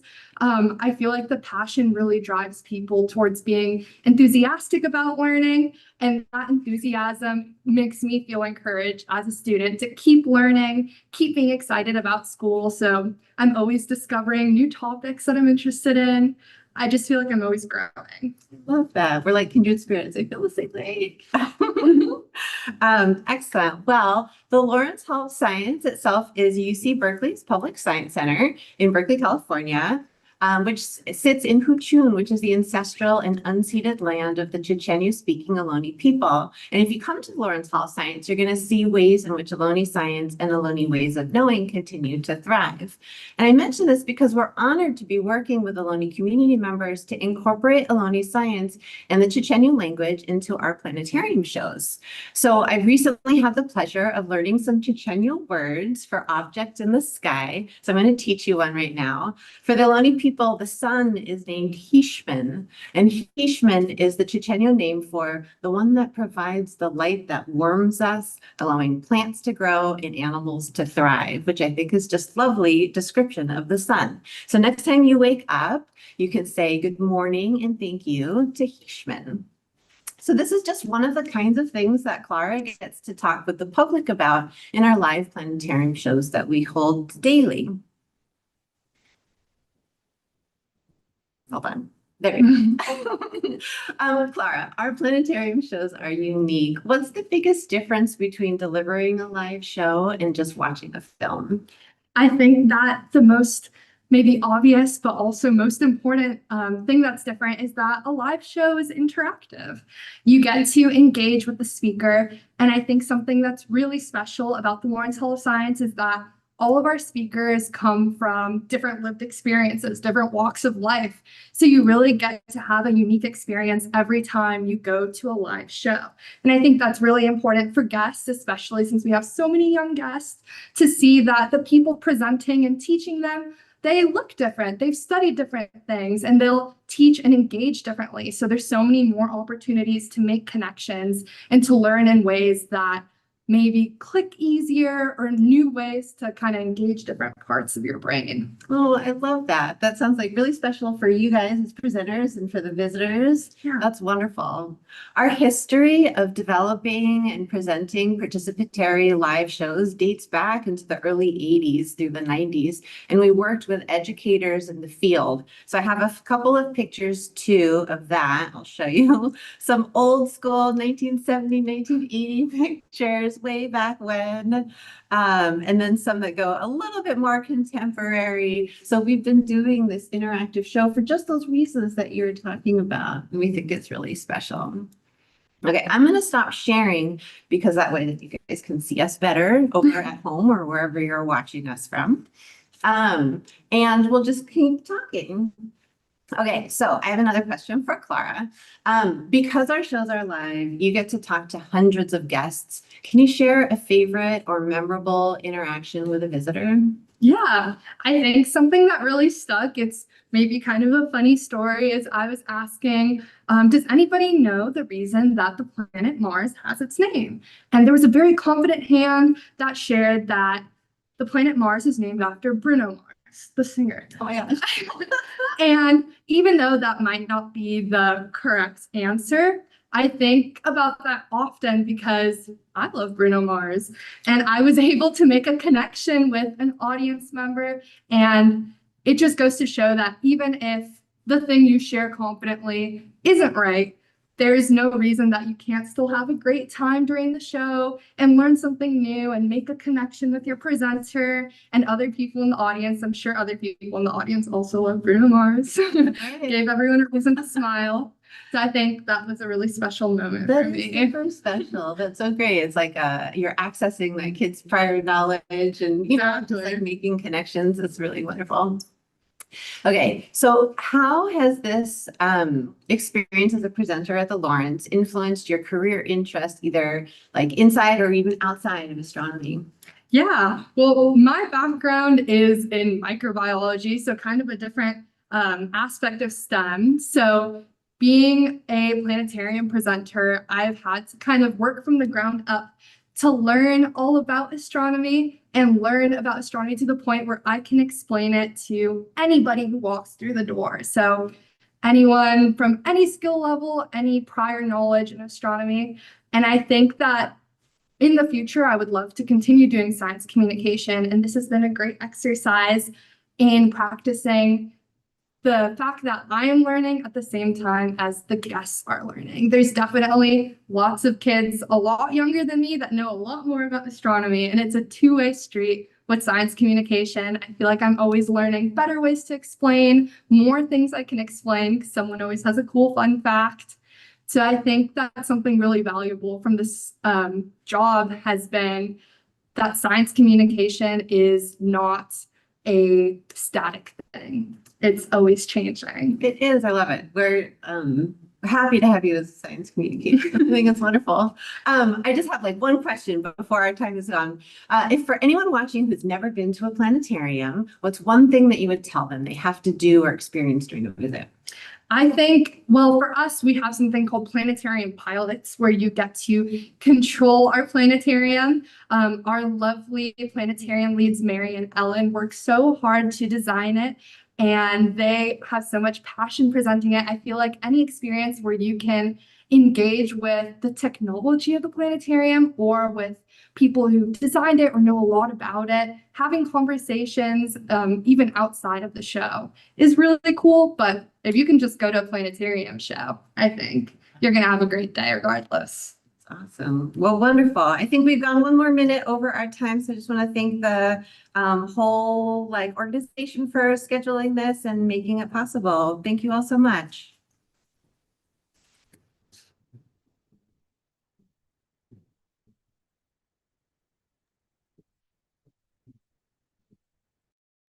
All right, thank you so much. So what we're going to do now, we're waiting on some folks, so we're gonna go ahead and show you a video that is comes from the Akashi Planetarium and features a kaiju, which is one of the big giant monsters. So let's get that up and we'll take a look.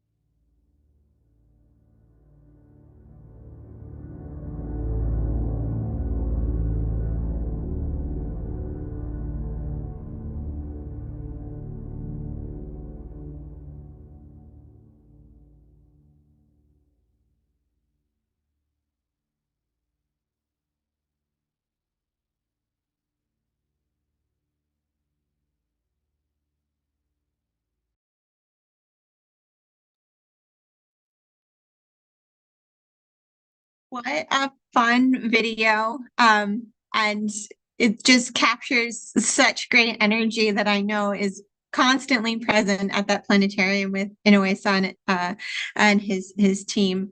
So we're going to move on now, and we are going to hear from Roy Gal, who is from the University of Hawaii Institute for Astronomy. So if you want to turn on your camera, you can take it away.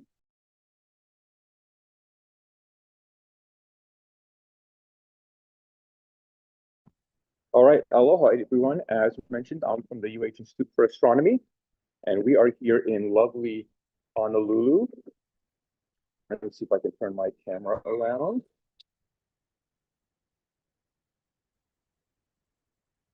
Should be working.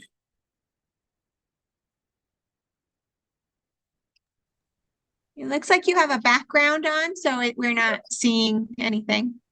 Okay. Oh, yeah, we're seeing you now. Yeah, let me try to change that real quick. Sorry, I thought we had 10 more minutes to get started here, so No worries, we understand. We understand. I'm on my phone where I'm not used to doing this. So let me see. Let me stop my video here real quick and figure out how to get rid of the background.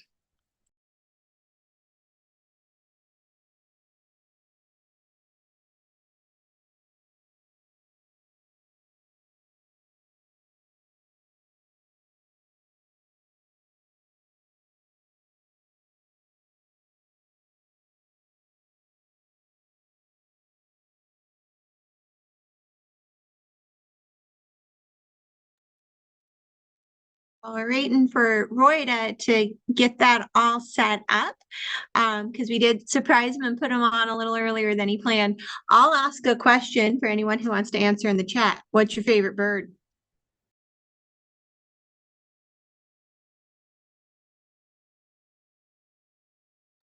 Take it away. I'm ready when you guys are. We are all ready. Go right ahead. All right. So here we are at the University of Hawaii Institute for Astronomy. Maybe we should go this way, is better for the most viewers. So this is our headquarters in lovely Manoa, which is Valley in Honolulu. And it's quiet here today on a Saturday. We'll go take you to our planetarium shortly, but I thought the biggest astronomy department in the United States that's purely attached to a university. We have about 100 undergrad students, 40 graduate students, and about 50 faculty. We have here a lovely mural, an image panorama of Mauna Kea. And as you can hear, we also have chickens in our courtyard. You can see the observatories that we use, including the Subaru telescope, the Keck telescopes, Gemini, up on the top of Mauna Kea. This image was taken by one of our former graduate students. We have in our courtyard something very meaningful, a beautiful piece of art, and we're lucky to have a sunny day. Often it's rainy or cloudy here in Manoa. This sculpture on the wall is the Pleiades star cluster, represented as prisms, with the 7 brightest stars represented as larger prisms. In Hawaiian, this is called Makali'i, or the little eyes, and it's a very important constellation to Native Hawaiians, because when the Pleiades sets at the same time that the sun rises, represents the beginning of a season called Makahiki, which is sort of when wars would end. There would be competitions, sort of like a Hawaiian Olympics, and it was a season for harvesting and things like that. So this sculpture here is both astronomically and culturally meaningful.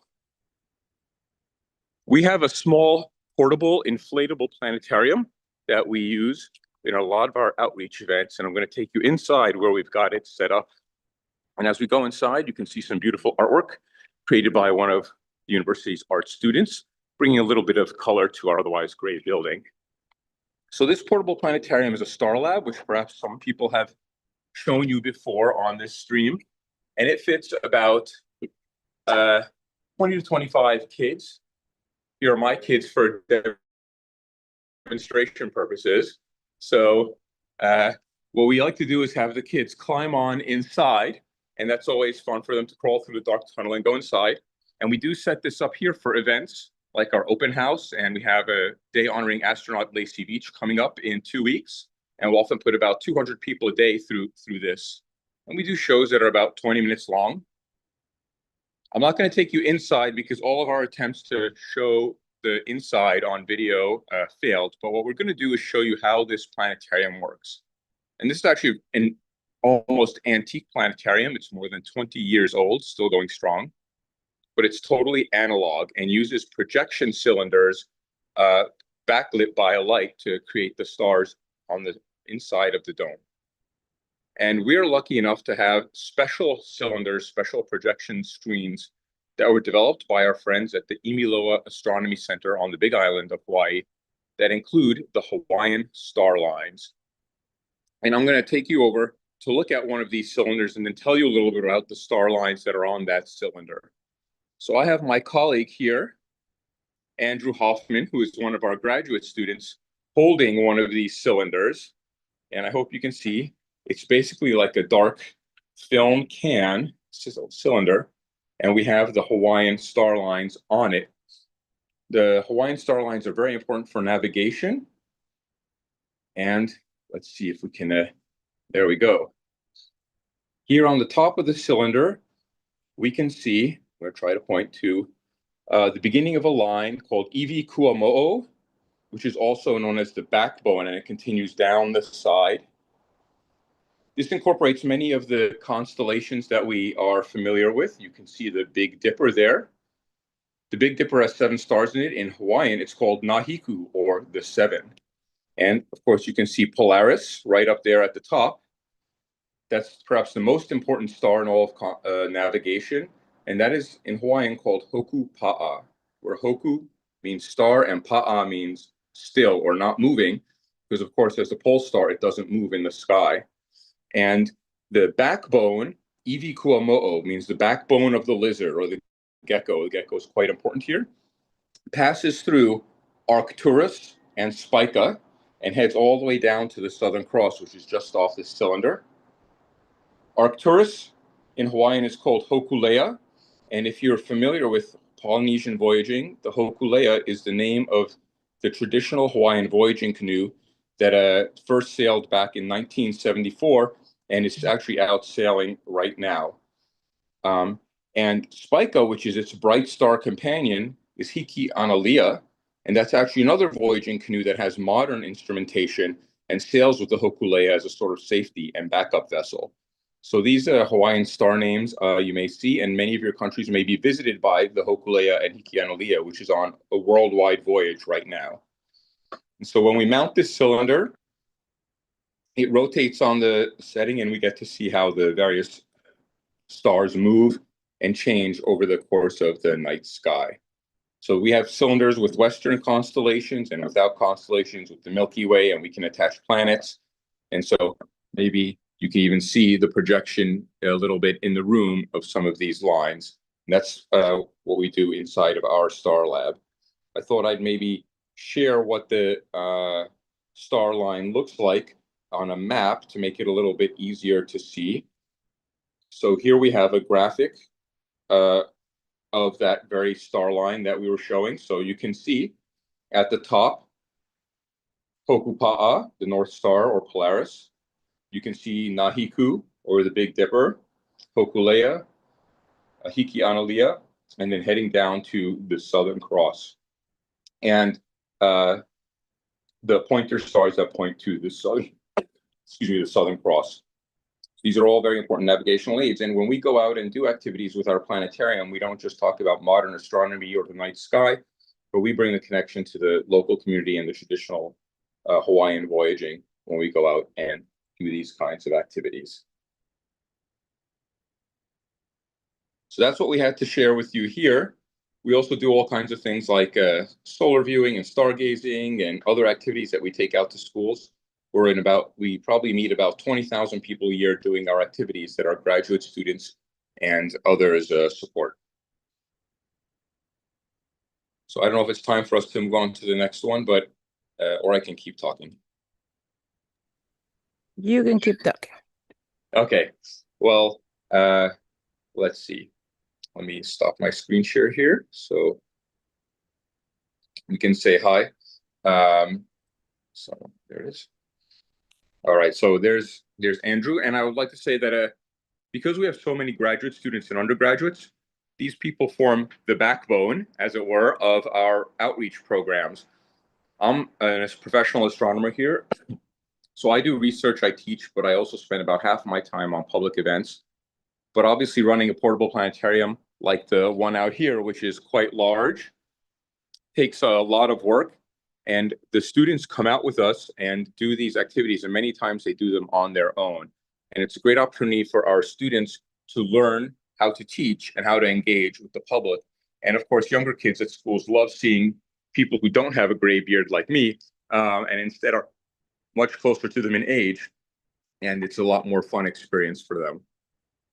We're also in the midst of a program we do every summer now called Teach Astro, where we're actually teaching local K through 12, so kindergarten through high school teachers, how to run these activities, how astronomy research works, and turning this into a lendable item where teachers can come, pick up the planetarium, and one of us goes and helps them, and they can lead lessons in their classroom using our expertise and our equipment.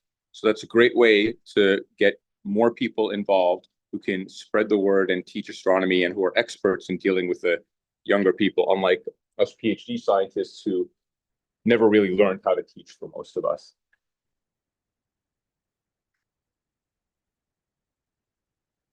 If you'd like, we can go back out and see a little bit of the nature of our facility. Actually, I want to share, we actually have another activity going on right now as we pass through our courtyard and our beautiful banyan tree. We have a NASA Space Apps Challenge happening here where we have students and yep. Right, now I'm going to interrupt you now. Okay, Okay, we have perfect. the next speakers, but thank you so much. It has been great to see a little bit of the campus and the installations. Thank you. Great, thank you.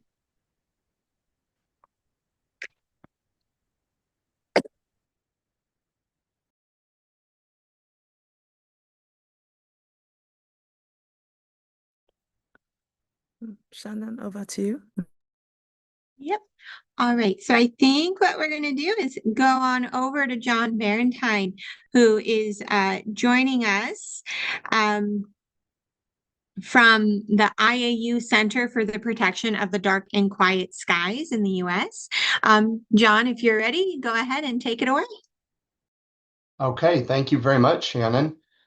Good morning, good afternoon, good evening, everyone. My name is John Valentine, and I co-lead the International Astronomical Union Center for the Protection of the Dark and Quiet Sky Community Engagement Hub with my colleague Jessica Heim. Today, what I'll do for you is review the issue that the center was created to address, describe our mission and the activities of our section of it, and then suggest some ways that astronomers and interested members of the public can be involved in our efforts. Outer space is changing rapidly, especially the space near the Earth, and users of outer space are increasingly different from those in the historic past.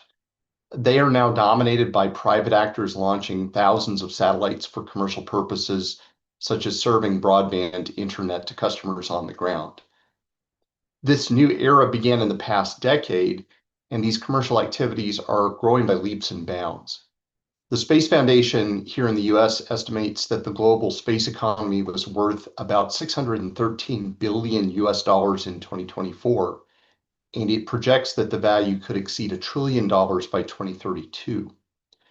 That explosive growth we're seeing in the space industry has consequences for astronomy and for the night sky. The visual appearance of the sky is evolving rapidly. This may have implications for cultures and religions that access the night sky for ceremonial purposes, and it may interfere with traditional practices such as nighttime wayfinding. Satellites are illuminated by the sun and leave bright trails in our astronomical images. These trails can interfere with the collection of scientific data, and they represent a cost in terms of both lost scientific opportunities and increased operating expenses for observatories. And of course, satellites also interfere with radio astronomical observations because their radio frequency transmissions are directed towards the ground where they can damage or even disable very sensitive radio receivers. There are also some further concerns about the consequences of increased space activities for both the terrestrial and the space environments. Crowded orbital space near the Earth risks generating dangerous space debris. Emissions from rockets during launch may pollute the lower and mid-levels of the atmosphere. And spacecraft deliberately deorbited when they reach the end of their missions are thought to deposit considerable quantities of metals into the Earth's upper atmosphere. And the remains of re-entering spacecraft pose a potential threat to life and property on the ground. Even when those remains land well away from population centers, they still represent an environmental risk. For example, when directed for disposal in the Earth's oceans, toxic materials aboard the spacecraft may damage delicate ocean ecosystems. In 2020 and 2021, astronomers and other experts met in a series of conferences and workshops to try to address this issue. One outcome of these conferences was the establishment of the IAU Center for the Protection of the Dark and Quiet Sky, or CPS for short. Its mission is to coordinate efforts and unify voices across the global astronomical community with regard to the protection of the dark and quiet sky from satellite constellation interference. To achieve that mission, it serves as a source of reliable information and resources.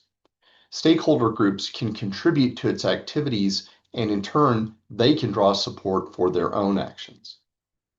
CPS aims to ensure that stakeholders remain connected through productive dialogue in support of a series of goals.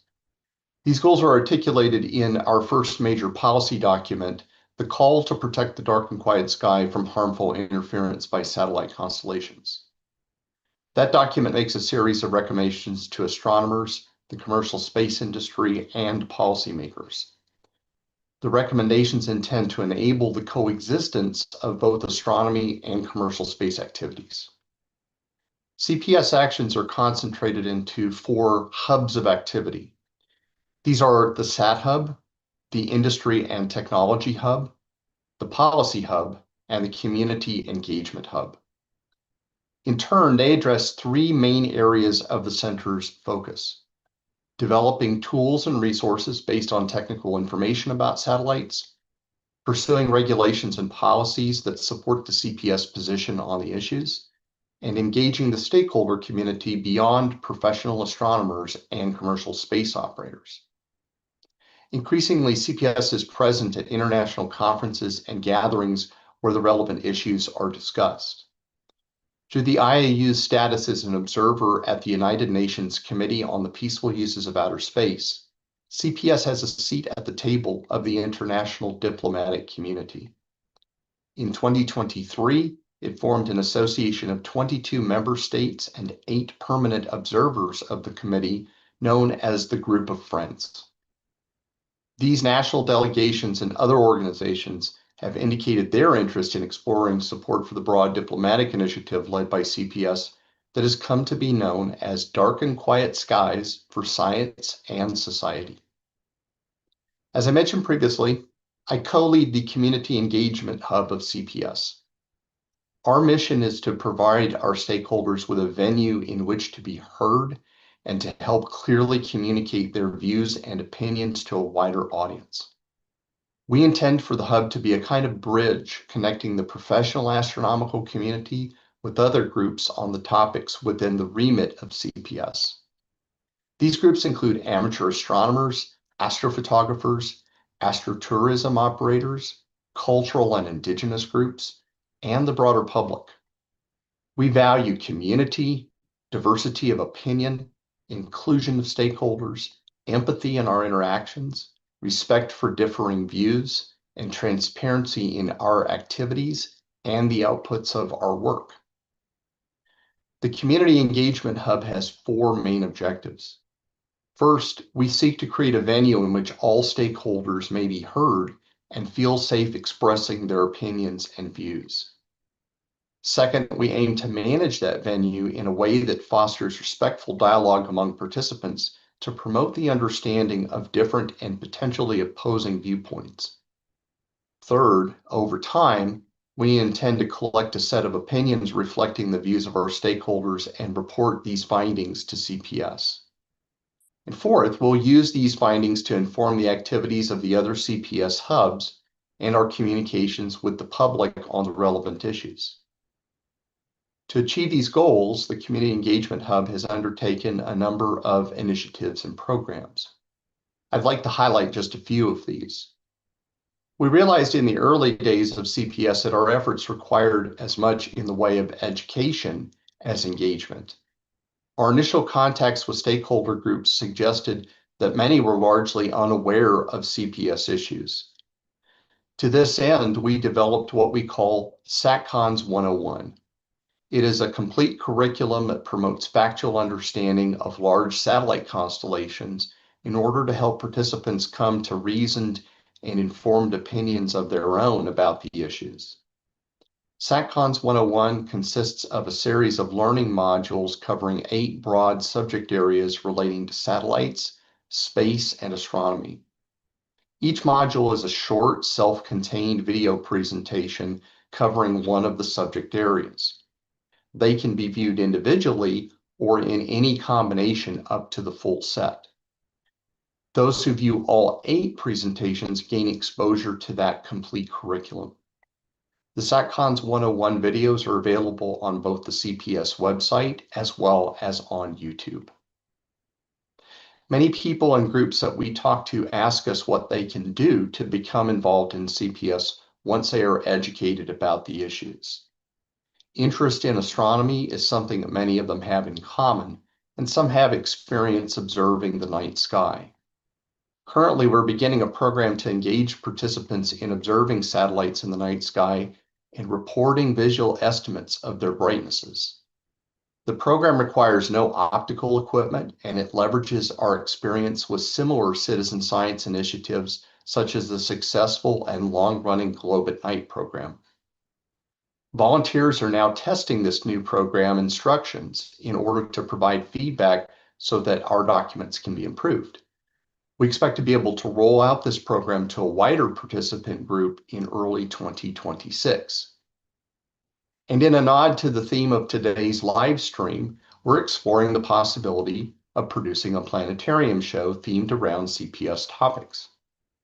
We have established connections with staff at several planetaria around the world who have offered advice as we develop our show concepts. We're also beginning a search for funding sources to support production and distribution of the show, with the goal of a worldwide debut in 2027. Finally, I'd like to end my presentation to you today with an appeal to learn more about CPS and our work and to become involved in the Dark and Quiet Skies movement. Our actions today are tomorrow's history, and we now have an opportunity to influence what that history becomes. New and diverse uses of outer space are fluid and changing, and the outcomes are not yet determined. Astronomers have the attention of the commercial space industry, and I would argue that right now the global public views our efforts favorably. While there are, of course, no guarantees, this is a vastly different situation than if there were no dialogue between astronomers and the space industry. We invite participation from interested parties everywhere to learn more about the issues and to become involved in the work of CPS. For more information about the center and our work and to join CPS, please visit our website at cps.iau.org. Thanks for your attention today, and with that I will hand it back to the organizers. Thank you so much, John, and for your work in protecting our skies. I know that every time I look up, it's so easy for me to find satellites, and it used to be so hard. So it's great work that you're doing. Thank you. We're going to move on now to Mario Rodriguez Martinez from Escuela Nacional de Estudios Superiores in Mexico. And so take it away, Mario. Thank you. Hi, good afternoon. It's Mario. Can you hear me? Yes, perfectly well, Mario. Okay, well, today and this morning we have several events here in Morelia, Michoacán, in Yay. Mexico. And the main event begins with the phrase of Hands on Science. With with these words, the renewed Mexican astronomer and science communicator, maybe do you want Dr. Julieta Fierro, reminded us that knowledge is not a passive act, and it is an investigation to participate and to explore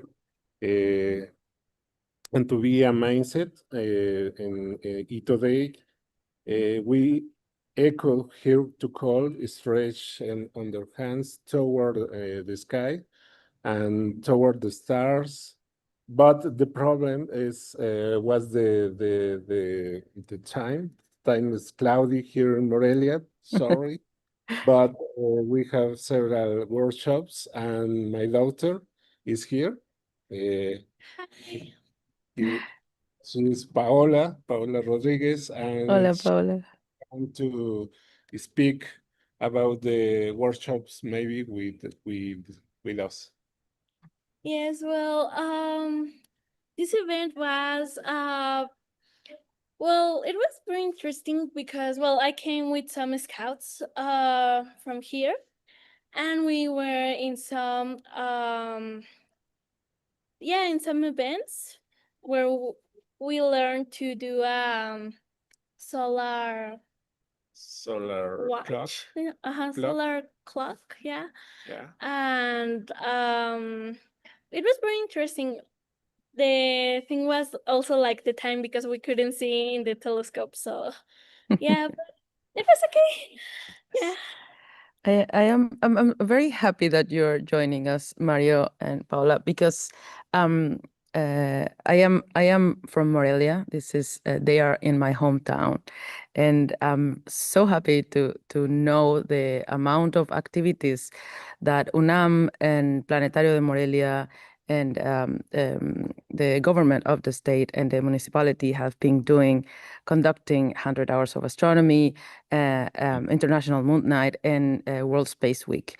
So this is particularly important because, like I said, this is my hometown, and I grew up there, and I was a child going to the Morelia Planetarium, and this is one of the reasons that definitely we were talking earlier that why planetariums are so important and the big impact that does to us as children, as young researchers.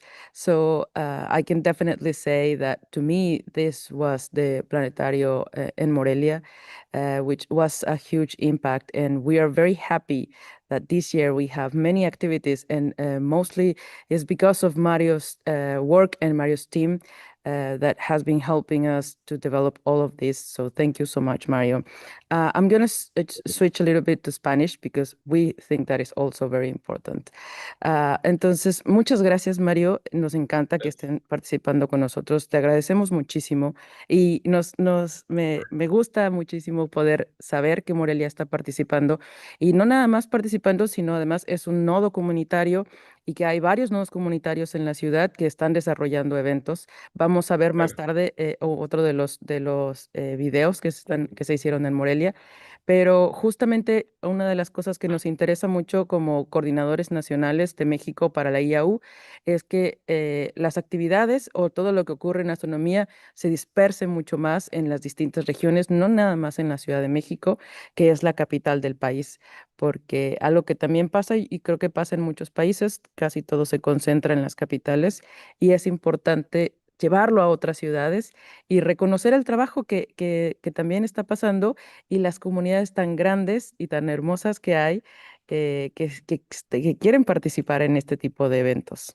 Claro, claro, y bueno, ahí debo decir una cosa más, que si bien las observaciones no fueron posibles por los cielos nublados, sí hubo mucha participación en los talleres y por supuesto en las pláticas observacionales con la gente, ¿no? Entonces eso sí estuvo muy bien.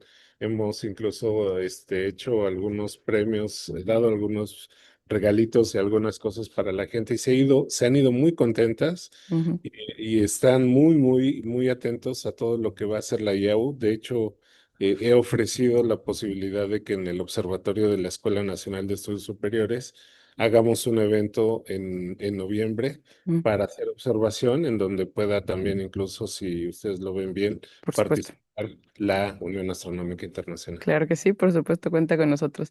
Quería ver, ¿tienes la playera que hicieron ustedes? Sí, Mira, qué padre. ¿Nos puedes enseñar una también la parte de playera. atrás? La Porque parte de atrás se las sí, enseño. mis sobrinos tomaron los talleres y mi hermano, claro, qué bonito. En Morelia hicieron su propia playera de las 100 horas de astronomía, así que Perfecto. yo quiero una, guárdenme una, por favor. Sí. Y justo, Mario, ahorita están en el Centro Cultural UNAM, ¿verdad? Estamos en el UNAM Centro Cultural, en Ujú. efecto. Digo, nada más un poquito para que vean, sí está de verdad Yes. nubladísimo, ¿no? I want I like that Mario is showing off the place. This is Morelia is a very historical and colonial city, and many of the buildings are from when the Spanish colonizers came, and many of the architecture has a very particular views. So this is a colonial house, which is very, very, very beautiful, which is now part of the university, and it's a cultural activities place. So thank you so much, Mario. We're so happy that you were able to join, and thank you for all the effort and for all the team in Morelia making this possible. Thank you. And one thing Yes. more, because here is the workshop with my participants, students, Mhm. the students that participate here in the workshops. Yes. So thank you. Thank you. Goodbye. Thank you so much. Ciao. Have a good day. Continue. Okay, Shannon. Back to you, Shannon, to finish our segment. I'm here. Yay. All right. Do we I think of the live people is all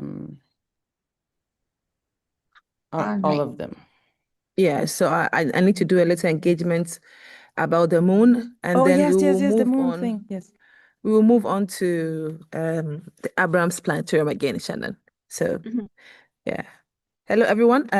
I know you've been at it for a long time, and over the course of the hours, we are getting there. We've been trying to get people to talk about the moon and think about the moon and how they even say it in their languages. And we've not had a lot of engagement. We have a few names. I'm still hoping. So I will not mention any names now because I'm hoping that more of you will engage in the chat. The link is there. Please type in what you call the moon in your language. It can be your local dialect. It can be your national language. Please share with us. We want to see how diverse languages are and how things sound in different languages and how they appear and how people call things from their cultural perspective. Now, the moon is a very interesting object in space. I'm sure everyone who looks up in space always sees the moon. And it's the Earth's closest neighbor, in space. And it's our only natural satellite. I think of all the planets, the ones that don't have moons, we are the only one that has only one planet. The only one. The ones that don't have moons, we are the only one that has one moon, which is very strange because everyone else has like two and multiple. Some have like tens of moons. And the moon is so special to us because it goes around the Earth like 27 days and it kind of regulates our month. It helps us in so many ways. The rise and fall of our ocean tides. It stabilizes our earth tilt.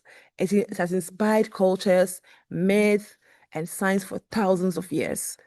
In my language, I'm from Ghana and I speak the local language Twi, and we call the moon Bosome. And Bosome is also the name for month because the moon was so important to us because we knew it regulated the month and we regulated our agriculture and our festivals. And so the moon was very And it still is very important to us. Most of our festivals are located because of the monthly phases of the moon. So that's my cultural take on the moon. The moon's name is actually associated with the month. So Bosume is a name for the moon and it's also a name for the months. So let us know in the chats, in the link, what's the moon is called in your country, in your culture. And then at the end of our live stream, we will share a beautiful word cloud of what is called from all over the world. So thank you for joining us, and we'll move on to the next session, which is a group of young, vibrant people working, joining us from the Abrams Planetarium in the United States. So Shannon and her team will hand over to you. Please join us.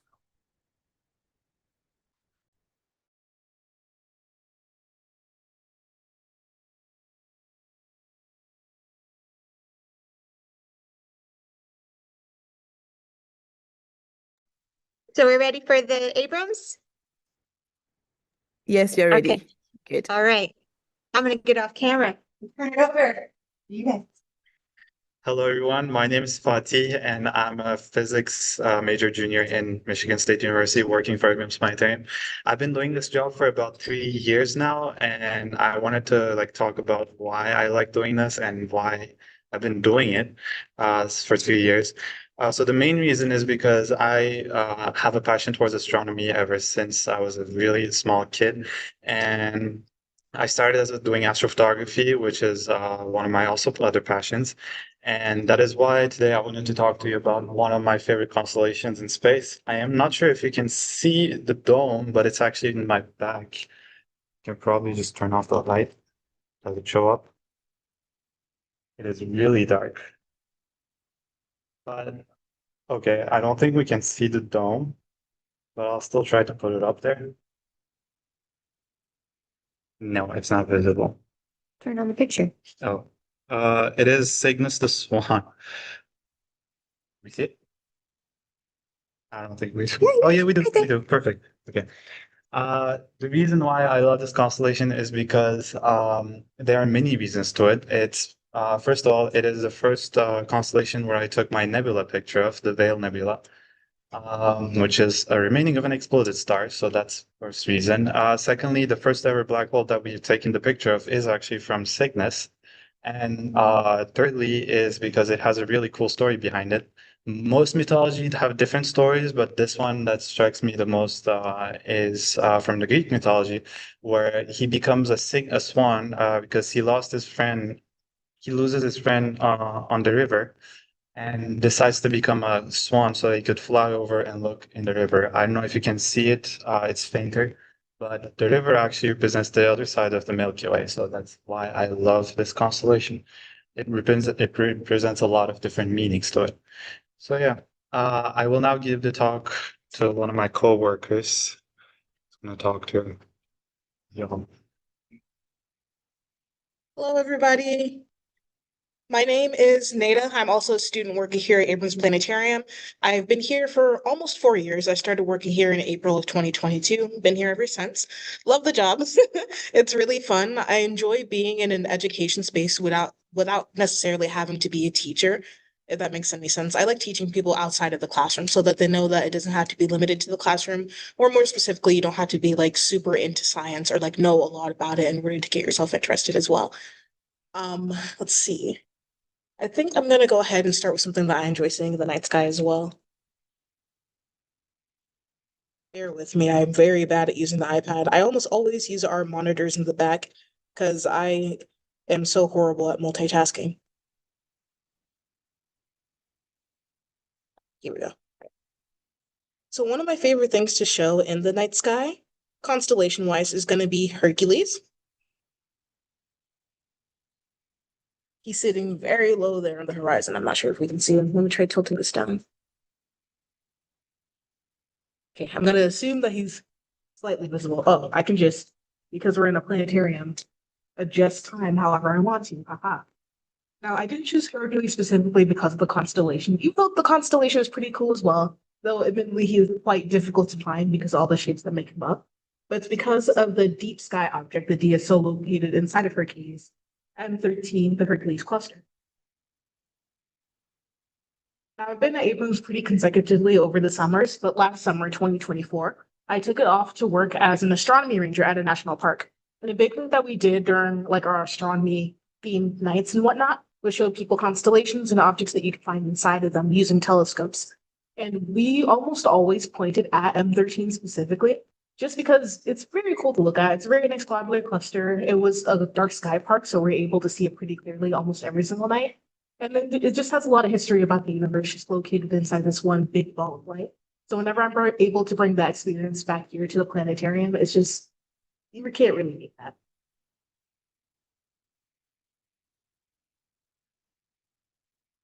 I also do really like showing the zodiac constellations as well. I'm not sure where we're pointing that in the sky. We're pointing north, basically, a bit different. But I like showing the zodiac constellations just so people know when they're up and how they can find them. What's your favorite jokes? Oof. Let's see. How do you start a star party? How? You plan it. Funny enough, that is the same joke I was gonna make. Yeah, that is a big favorite one here. All right. I think that's our time. Thank you so much for joining us. We really appreciate you sharing your favorite constellations and your favorite objects in space. I also agree with you that sometimes you want to be an educator, but you don't really want to be in the classroom setting, which is like more like structured and strict. And being a planetarian is an excellent way to be an educator, while you're impacting knowledge, but you don't really necessarily have to be like in the classroom. So I'm sure you're enjoying your job, enjoy the planetarium, and yeah, good to hear from you all and see how well you are enjoying the planetarium job. So thank you very much for your contribution. And now our next speaker who is live is James Hedberg from CCNY Planetarium in the United States of America. James, if you're ready, I'll turn on your video and then you can take it away. Yeah, over to you, James. Right. Hello. How are you? I assume it's working. Otherwise, hi, I'm James Hedberg. Yes. From the City College of New York Planetarium. I thought we were on at 6:20, but we a little early? Yeah, because we have some people not showing up yet. So please take over for now. Okay.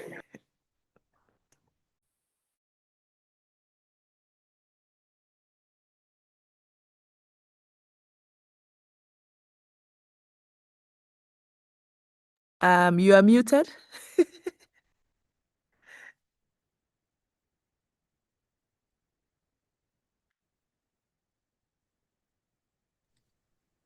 There we are. Should be good? Yes. Good Okay. now. Thank you very much. Wonderful. Thank you. All right. I wanted to share what it's like when you discover a planetarium that had been forgotten about for 20 or 30 years. Okay. So here we are in the basement of our science building at the City College of New York. We're in Harlem around 135th Street and Amsterdam. And I had heard rumors when I first started here of a planetarium in the basement. And so after a few years of trying to find doors, eventually I found it. Eventually I found the key, and this is what I found. I'll start over here in this corner. Every 50-year-old planetarium is going to have a cabinet. And inside that cabinet is a whole bunch of planetarium shows. And so the way those work is you would order a show from a few distributors around the country. They would send you a box. Box might come like this. This one's called Springtime of the Universe. I don't know exactly what that means, but what you then get in the box is a script. So this is all the words that the presenter has to say. And it's very detailed. It goes through. It has the narrator. In this case, it starts off with a nice poetic image of a day passes. The flowers spread their petals, bloom and wither. Meanwhile, the technicians in the back are Fading the dome lights. Cue the tape music. Frame on. Optional. Begin film. There would be some slides, hundreds, maybe thousands of slides that you would project onto the dome. Can't see what this one is, but there we go. So we still have all these. I know a lot of planetariums have discarded their collections over the years, but we're going to hang on to ours for a little bit longer. Just you never know when they could come in handy. All right, so there's our cabinet. Again, every planetarium is going to have a cabinet. What every planetarium might not have is over here. So we'll swivel around and I'm going to turn on this lovely unit. This here is a telarium or orrery, maybe as you want to call it. This is about 100 years old. It was in non-operational conditions when I first found it, but a couple of screwdrivers later and some grease and a little bit of soldering, and we've gotten it back into working condition. And so here you can see the Earth going around the sun. And there's a little moon going around the Earth. And there's some amazingly complex gearing going on inside that unit. But it's quite remarkable that it still works. Anyway, so I've been able to date this to maybe around 1920 or 19, something like that.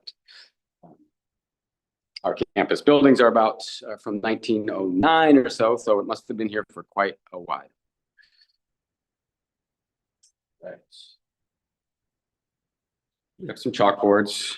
Don't use those too much, but the one question everybody does have when they walk into the room is what's in the big box over there in the center. Okay, and so I don't normally get to show it because it's sort of a big deal to pull it out, but I thought for the 100th anniversary of planetariums and it's our 50th anniversary that we should raise the star ball. And so that's what we're seeing right here now in the background. This is the Spitz 512. It was installed in 1972, 73, something like that, roughly about when this room was put together. And I'll just walk you through a few of the features of it. I'm not going to turn it on because I don't think that will translate very well over Zoom, but you should be able to get the basic idea. All right, so first of all, the whole thing normally lives down inside this box, about 10 feet or so below the ground. It goes down, down, down on a big winch. And so it lives down there and then we cover it up and hope no one sits on it and so forth. But when you were starting a show, you would raise this up and all the way up. It could even go a little higher than this, but I will show a few of the important parts. Right up here we have the star ball. Inside the star ball is a very bright light bulb. Not even a real light bulb. It's something a lot more complicated, a arc discharge, I think, something like that. Very bright. And so on this big beach ball looking thing, they drilled 1,000 or so holes for each of the stars in the sky. And they're precisely drilled at exactly the right spot. There are also some other little lenses up here that show some of the other objects in the night sky. The Milky Way, you can see this band here, and there's even some other drawings, like some constellations come out, if you want them in certain grids and so forth. And then as we move down, we have other projection devices which show certain parts of the night sky. So here this will show the ecliptic band. Moving down, this is where we get to the interesting parts. That's interesting, but this is kind of more interesting to look at. These are all of the analog computers that would show where the planets are. And so as you stand back there in the technician's booth at the console, you can play with the clock and set the time so that you can fast forward in time and go to any day you want. And, what it will do, it will calculate where exactly the planets would be in the night sky. And it would do that just with these gears, right? So for very careful engineering of all the gears, the motors that drive them, and then light would come down and come up from these bulbs down here and bounce off the mirrors and make its way up to the dome. And so there would be a little dot on the surface of the dome indicating where Mars will be. Mars was red, of course, so Jupiter, Venus, and the other planets are all up there. And this unit still works. And every now and again, about once a year or so, we find a reason to bring it out and turn it on. The stars that it makes are absolutely lovely. They're perfect little points of light. And even the modern system we have in the back with the digital projector doesn't quite capture the same elegance of the stars. So anyway, we hope we can keep using it for another 50 years and in conjunction with some of the more modern technologies that drive most planetariums out there today. Anyway, so if you're in New York, look us up, City College of New York's planetarium. We do weekly shows, Wednesday afternoons, live interactive space tours. Anyway, I think that's probably all I wanted to share. So maybe I'll pass it back to the front desk there. Thank you so much, James. It's so interesting, the whole archive that you have of like the scripts, the slides. Like the script is so intricate, because when you started reading, I'm like, is that a poem? Like it sounded like a poem to me. And having all these very old but still functioning, and I hope you keep it, because we need an archive of such a functioning old is a cultural relic. You shouldn't get rid of it. Yes. I'm going to try. Everyone wants to rip it out and put new stuff in, but there is we need to keep it. Amazing planetarium museum out in California, I think, that is also keeping all these things, but we need some representation on the East Coast. So this will be the East Coast archives. Thank you so much. Thank you so much for finding it and keeping it. And we are really grateful for showing it to us. History is very important. Yeah. So while we are waiting for the next live participants to join us, we will hand over to Shannon to tell us all about meteorites. Oh, I want to see that. Yay, rocks. Yes. All right, so here I'm going to I will turn off my video while I'm walking. I can't hear it. Okay. So while I'm walking, so I don't give anyone vertigo, I will go ahead and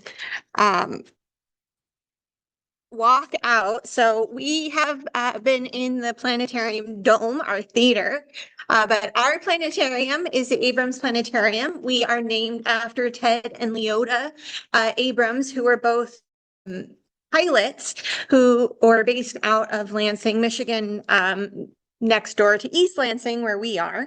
And they gave us the original gift 60 years ago in 1963 to build our planetarium. And so we just celebrated our 60th anniversary a couple of years ago. But one of our earlier directors of the Abrams Planetarium was Vondell Chamberlain. So I don't know if you can see the sign up there. But one of the things he also worked on while he was here was meteorites and understanding them and collecting them. So a large portion of our meteorite collection came from Vondell, and then we've supplemented it over time as well. But meteorites are one of the few things from space that we can actually touch and get our hands on and be able to look at up close and to study directly. And so we have a really nice meteorite collection, but I think probably like our pride and joy of it, I'm going to turn this around here, is this right here. This is the Michigan meteorite collection. So there have been 11 named meteorites that have been found in Michigan. So these are ones that we are sure were found here in the state, and they are named after the nearest post office that they were found. And so we have 11 of them that have been found in our state, and we have at least a sample of everyone. We don't have like the full chunk for all of them, but we have at least a sample of everyone. And so this is our Michigan meteorite collection. There's our map of our lovely state. It looks like a mitten with the Upper Peninsula on top. So that's like the right up there above us, so we can't forget about the UP. We love the UP. And the teal there are all the counties in which these were found. And that's actually repainted from our original meteorite collection or meteorite exhibit from like 60 years ago. But we have different types in here. That I'll try to show you. We have Seneca Township. This is a slice of an iron meteorite that was found in Lenawe County in 1923. We have the Allegan right here. This is an observed fall, and people observed and watched this one fall in 1899. And then we have Warden. This one was a pretty well-known one from 1997. This one fell and hit a car, so that was pretty cool. And then Hamburg, when we were working on this exhibit, this one fell. So we're like, we've got all of them, or we have almost all of them, and then a new one fell. We're like, we gotta get a piece of it now. But this is Hamburg, so this was 2018. I remember that night I was reading a book to my kid, and then my phone blew up. Did you see that? That's amazing, having to see one and having to have a one. And that's actually what you're mentioning. It's very, very important. Meteorites, one of the different ways to catalog meteorite is either if it's fall or find. That is actually an official I don't know how to say it, catalogization? No. Yeah, category. Category, thank you. Yeah, categorization.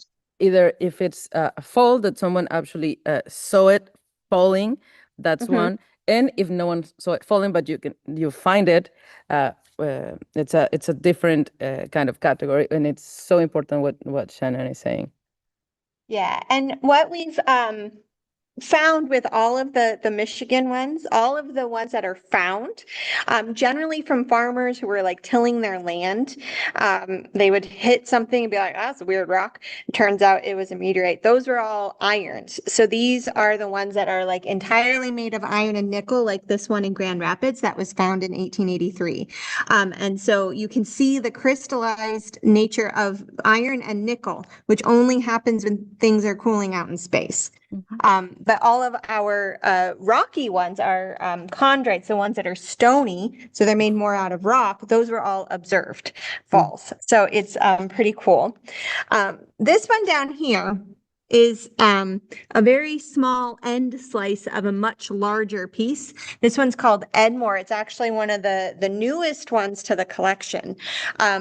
Though it was found probably sometime around 1939, we're not 100% sure, but it was used as a doorstop on a farm for many years until someone just took it up to actually get it tested.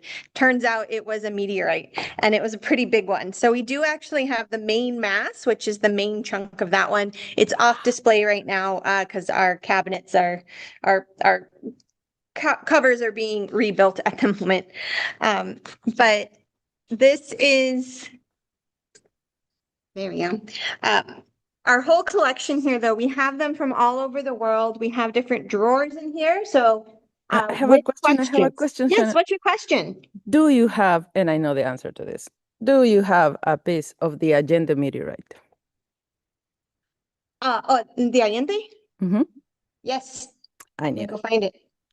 See, people, every science museum in the world will have an Allende meteorite that fell in Mexico on February 8th in 1969.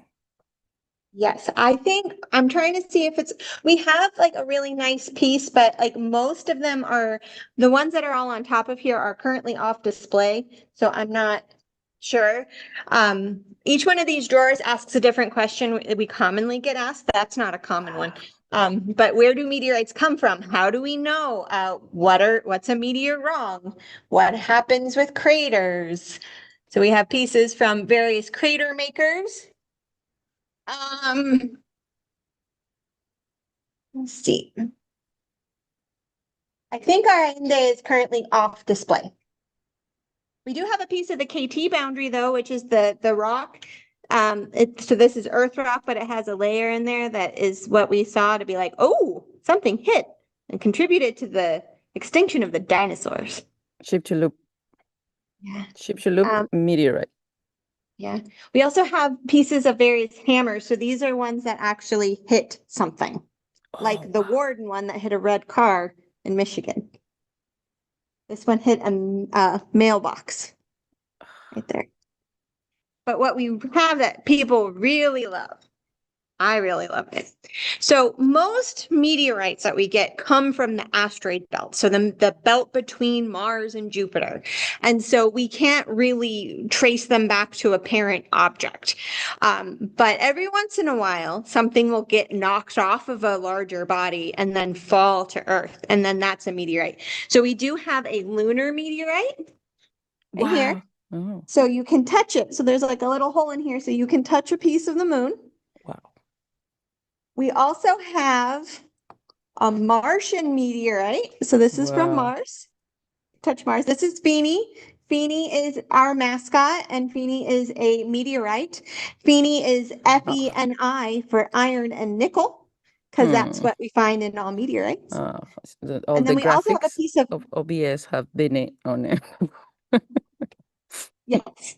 And then this is Vesta.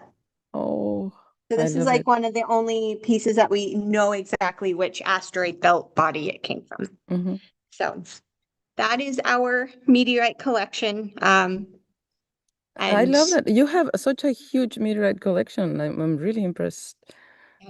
we also have kits that teachers can check out or that we take out for outreach, so that we do try to make it more accessible so people can check them out in person elsewhere outside of the building.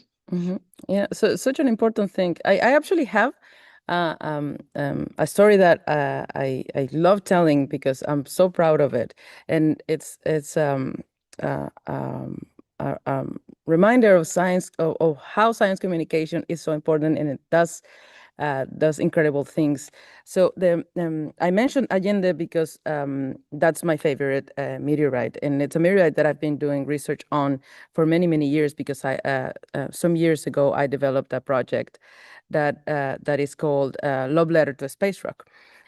So I did a bunch of things around this particular meteorite, but I started doing it because I found a huge, beautiful piece of it in a museum in Mexico. And the thing is that people in the museum didn't really know what they had or how important it was. So after I did all of that in my project in the exhibition, because I did a whole exhibition around it, and I brought some other, sorry, Aritina, you're not yet. Yes, sorry. You'll be there in a few seconds. So after I did all this huge fuss around it, it was so much fun because the director of the museum, she actually called me and she was like, okay, we need to do something about this, when she realized how important it was. And now if you go back to this museum in Guadalajara, Mexico, you can see now that the agenda piece that they have has its entire wall with an explanation of why it's important and the origins of the solar system, and like a very specific place within the museum. And actually a few years ago, because the collection of the museum is private, the family that owns it decided to sell some of the other meteorites. But because Allende became more famous because of what we were doing, and because it's a Mexican meteorite, under the Mexican laws, it's you cannot sell anything that is protected by our laws, because it's a kind of a national heritage. We got to keep it. So I am really proud that after all the science communicational thing, it now it has a very specific place within the museum. So this is, I love talking about it because this is why science communication is so important. And connecting it to the local context. That's why our Michigan meteorites are front and center, is that it's that connection of home to space. And so Exactly. that's beautiful and lovely work. Thank you for showing this, Shannon. I do think that is so important that science museums, community science centers have to be related to the people and to what is happening within around them. So having this collection, as you show us, is so great. Thank you, Shannon. Thank you so much. We learned a lot. Thank you, Shannon, and thank you, Cynthia, for taking over while we waited for our other live participants. Now we have one of them here, Haritina Mogusanu, who is from New Zealand. Haritina, you can take it away now. I'm starting your video and you can unmute yourself. Yes, go ahead. I'm going to switch this like that, and I'm here with Graham Lau and Sam Liskey. We've been doing 10 years of astrobiology with our planetarium in the last 2 weeks, and it's been absolutely amazing. And I'm also wearing the Open Space t-shirt, yay, that we had from our Open Space conference this year. And that's an amazing, amazing planetarium software that not only allowed us to go up to the stars, but also down on exploring our planet and looking at hot springs on Earth and hot springs on Mars. And that's how we linked New Zealand very much with the international environment and with Mars exploration and with Europa exploration. So we could have a look in here. This is New Zealand. What you're seeing in here is a topo-volcanic zone, is a big region here on Earth where New Zealand has the largest volcano, which is the North Island of New Zealand. Very cool island to come and have a look. And we were right in one of these places in here exploring hot springs. So as you can see, this is the Rotorua region. We went and looked at all these hot springs around. We compared those hot springs with these hot springs from a place on Mars called the Columbia Hills. And Sam is going to take the planetarium right now, right there.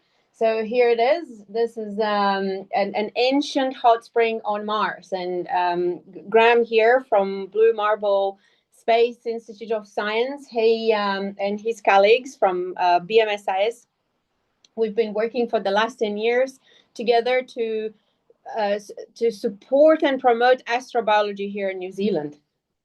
Yeah, and it's been fantastic for me having a chance to visit, to meet teachers and students and families and talk about astrobiology and our joys of looking out into the universe to better understand life here on Earth.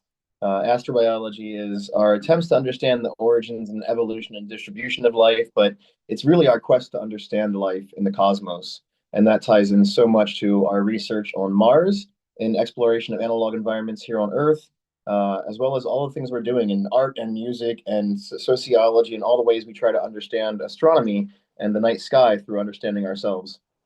So right here we have the home plate on Columbia Hills on Mars, which is made possible only through this amazing software Open Space Planetarium.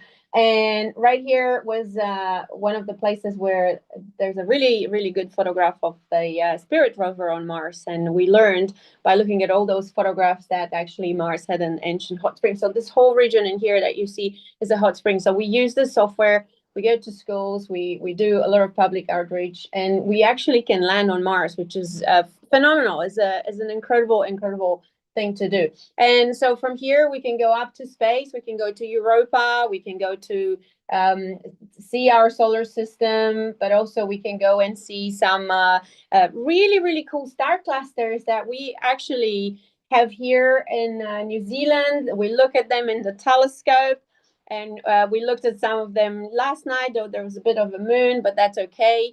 And so right now we're going to go and see one of those star clusters. This is a star cluster called Matariki. Matariki here in New Zealand marks the Maori New Year. So it is a traditional cluster of stars that everybody's is getting very excited about. It is a first ever celebration that involves stars, so we're very excited about it. It's a national public holiday, so that's even better. A public holiday by the stars, how can it get better than that?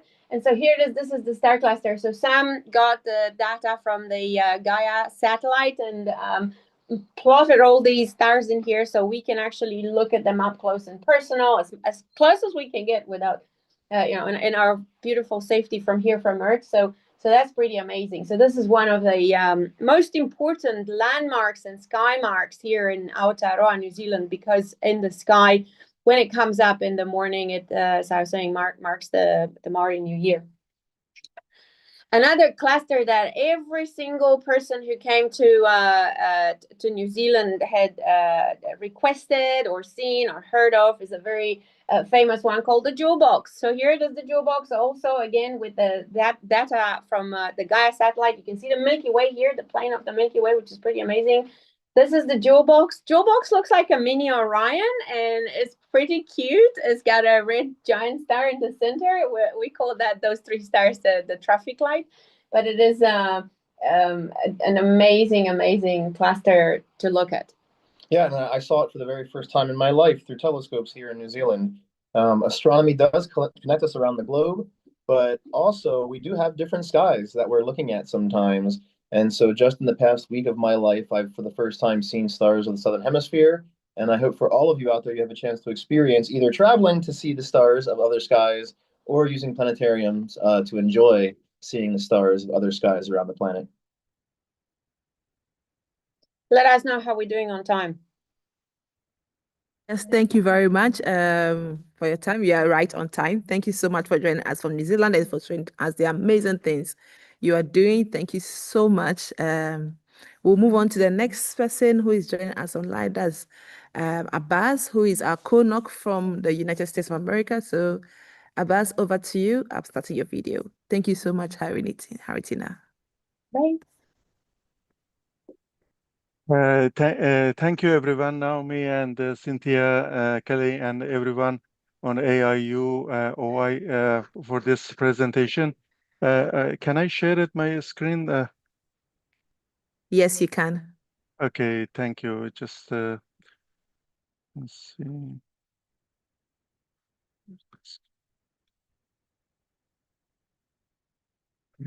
Having a problem to find the place.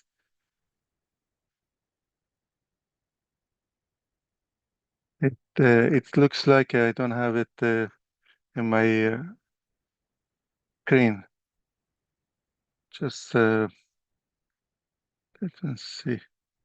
Okay, I think there is either connection that is I cannot share it, but anyway, I continue without sharing. Thank you for AIU, OA, IAU, and all the organization for this 100 years of astronomy. This is one of the topics that I choose it for the presentation. Is actually many of our colleagues in United States presented on this 124 hours, and that is very excellent that we have opportunity. We see across the world everybody presenting on this event. And one thing that I would like to emphasize related to the moon and the kind of public outreach we have entertained last few years with many of my colleagues. And we just go with different organization in the schools, library, as usual, science centers, and astronomy clubs and community centers on different areas, not only related to the astronomy, but something may not be directly related to astronomy, but we just go and present there. And one of the key item that I found that most of the astronomy topics, specifically based on the electronic era, it goes very directly to very core features of the high-tech technology and discoveries and astrophysics and things like that. And sometimes we may miss to identify very basic items that might be missing on this public outreach. Specifically, when we do the public outreach, I think we have to make connections with everyday activity that they do, and they will find that very good from that point of view. For example, I create some items like this scale-wise for the size of the moon and size of the Earth and size of the sun. And when I present to them on the actual dimension-wise, or for example, one of the simple tools that you can use it to stretch your hand and point your finger, close your eyes, and look at the circle of the moon on the sky, you can hide it easily. And most of the time when I approach this way and give some very good examples on this, I will hearing that they're accepting more this kind of items very easily, and I think engaging more related to the items on the astronomy. And that is one of the fantastic things that I found it. And many of them also identified that this is very exciting. And sometimes the children also may not believe it and just try it next day, and they contacted me. Oh, you taught me very good, amazing things. You know, this kind of items also can be done with other objects as well, simply.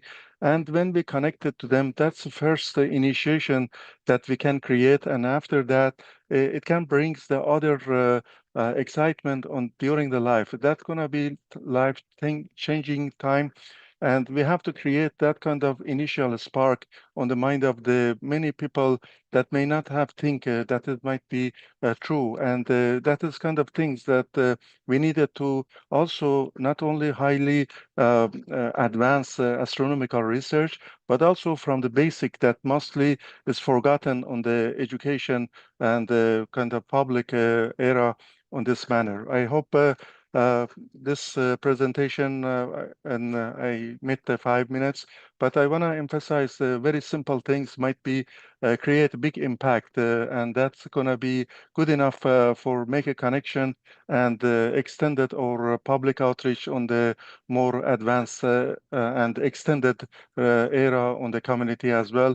Not only focused on astronomy, but astronomy related to every single things from art, poetry, brand of the cars, and many other things that you see around. It's music, everything is astronomy related. Thank you for opportunity.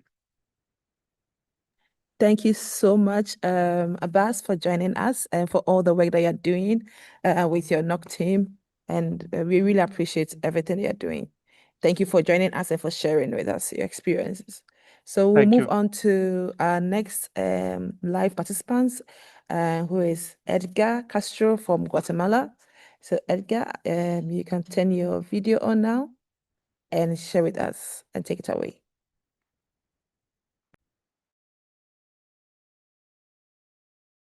Edgar Castro here.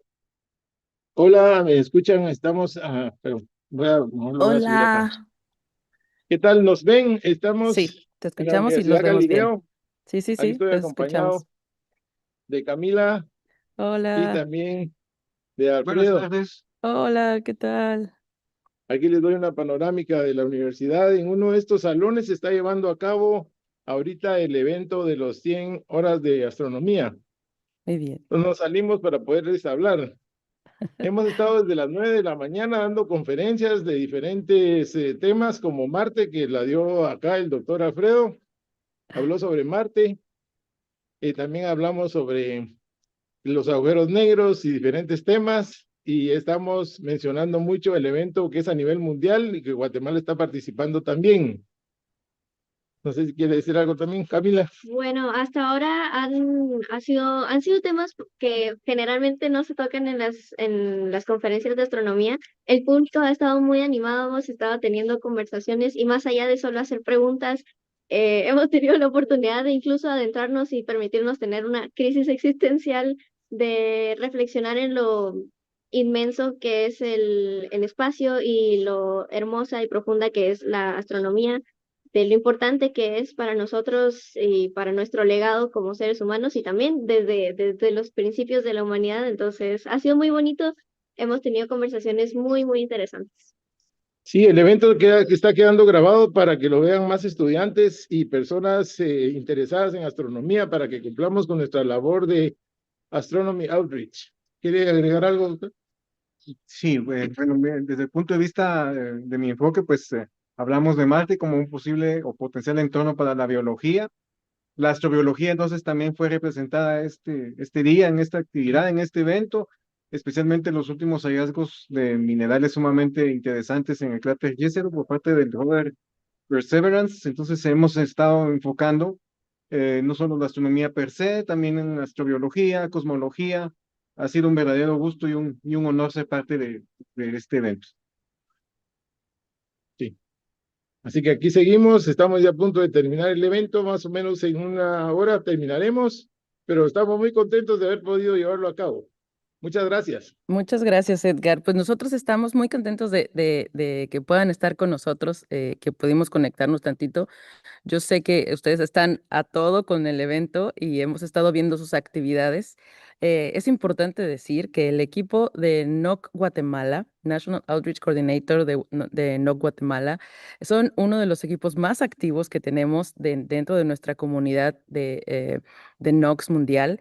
La cantidad de eventos y de participación ciudadana de sus comunidades es sumamente grande. Es un esfuerzo, por supuesto, que es de parte de todas las personas en el equipo. Es una cosa que disfrutamos mucho y que les agradecemos porque sabemos lo difícil que es el llevar a cabo este tipo de organizaciones. Nosotros hoy estamos también muertas. Aquí estamos ya, son las 7:46 de la mañana. Ya casi terminamos. Bueno, todavía nos faltan unas, que serán como unas 5 horas, que llevamos ya para cumplir 24 horas transmitiendo continuamente, pero no queríamos dejar pasar el poder escuchar lo que ustedes están haciendo en Guatemala.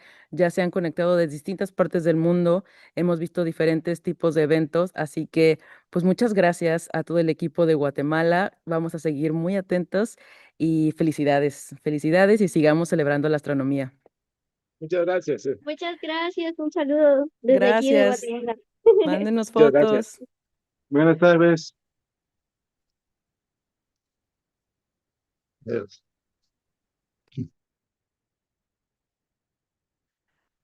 Okay, so oh my God, yay.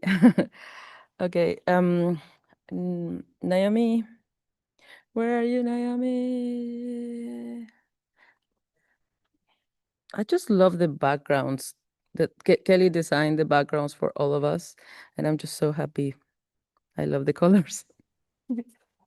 Thank you everyone for staying with us. We'll be moving to the next stream, and I've put the link in the chat. But while we wait for the next stream to start, I'll play some videos.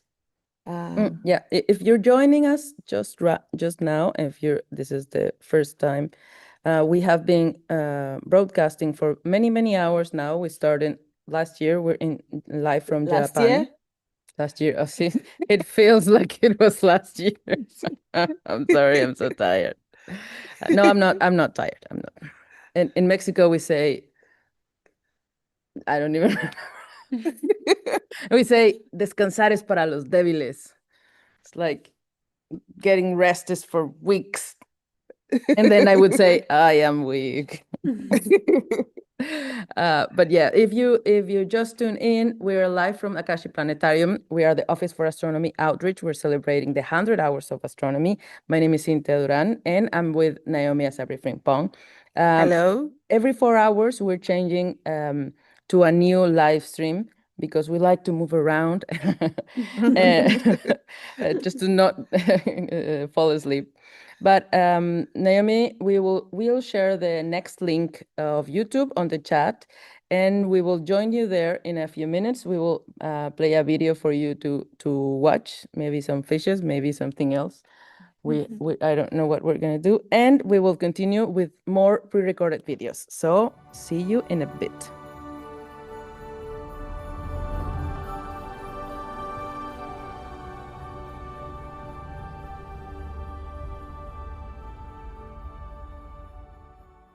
Marco Bonatti is the first of several people we'll meet who keep these observatories running. As an electronics detector engineer, he's responsible for what happens inside the instrument. You need to be very careful that they are clean all the time, because otherwise you have all sorts of stuff deposited in the surface, and the surface is especially coated. Basically, we want to avoid any dust particles. So in the clean room, we have a controlled environment. We can control the amount of dust inside by basically you having filters and positive pressure that keep the dust out. All the light that the telescope gathers goes to a single point, basically. And this point, you put a detector. So the detector you put there depends on the science you want to do and the instrument, a lot of factors. Let's hear more from Kathy Vivas, a Venezuelan astronomer living in Chile. I am part of the support team of one instrument in the Blanco telescope, the Dark Energy Camera, which is a wonderful instrument. It's special to make surveys to cover large portion of the sky. As part of the support team, we make sure that the camera is producing science quality data that is ready for astronomers from all around the world to come and do their science projects with the telescope, and that they can achieve their science goals with this instrument.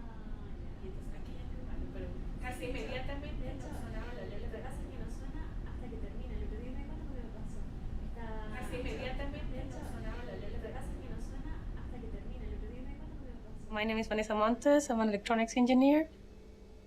We have different disciplines like optics, mechanics, electrical, software also. We all work very well. It's a lot of team effort and a lot of collaboration between everyone. And I think that that's very positive. The more you can encourage people to participate more creatively in the different projects that we do, it's a more collaborative work environment.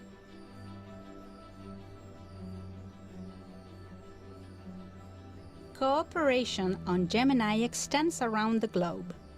Astronomers rarely travel to Chile to use the telescope. Instead, they telecommute.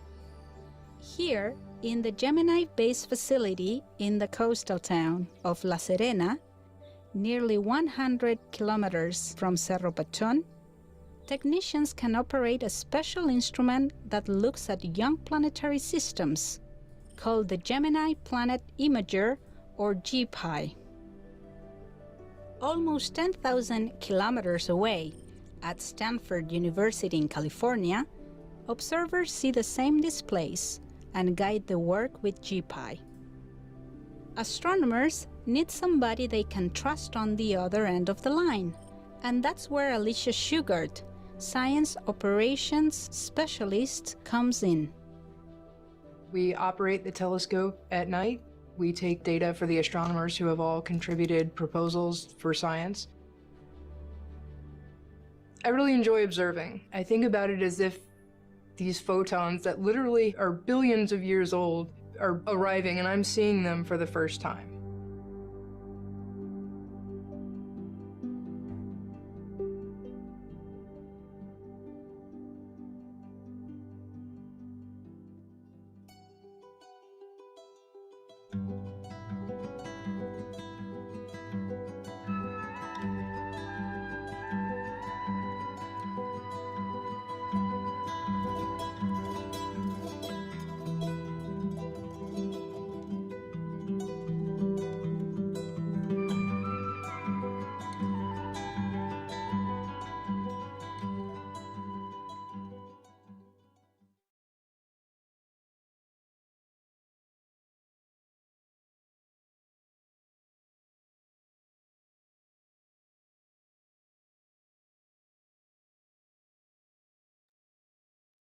All right, in the few minutes that we have left of this session, I want to show a special live stream that was created just for us. Let's see if I can find it. All right, special live from Mauna Kea. This is presented by OAO IPS, and we are looking, I believe we're looking north from Subaru Telescope out at the island of Hawaii. This is a very special live stream that's only going to be available until October 6th, and actually we're a little bit behind live, so let's speed it up until we get to live.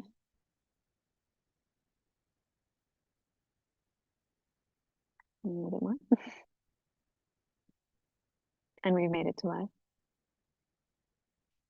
You know, something that's really special about being so high up here is that you're above the cloud layer. So you can see the rest of the island below you, but you have this ocean of clouds that you have to see through. And that's what makes it so amazing to do astronomy up from the summit of Mauna Kea. Because you're above the clouds, you're above this layer of the atmosphere where You have a lot of moisture and a lot of turbulence in the air. And then everything above that, most air above that is really still and cool and dry. And so it makes observing the night sky much, much, much easier. You don't have to correct the image quite as much as you would otherwise. And so this view here from Subaru Telescope, which is operated in part by the National Astronomical Observatory of Japan, kind of demonstrates the kind of brilliant sky that we have on Mauna Kea and how special it is.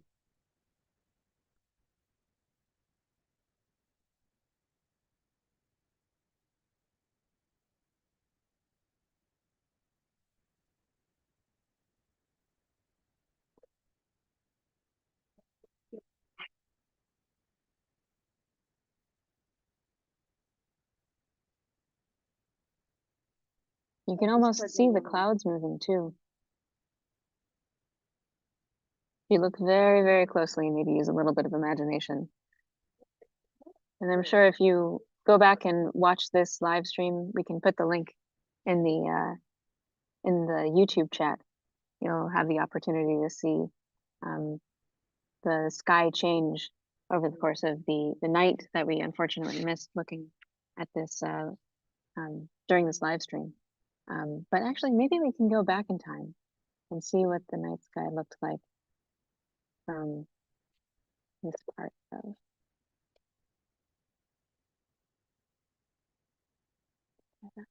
Oh, wow.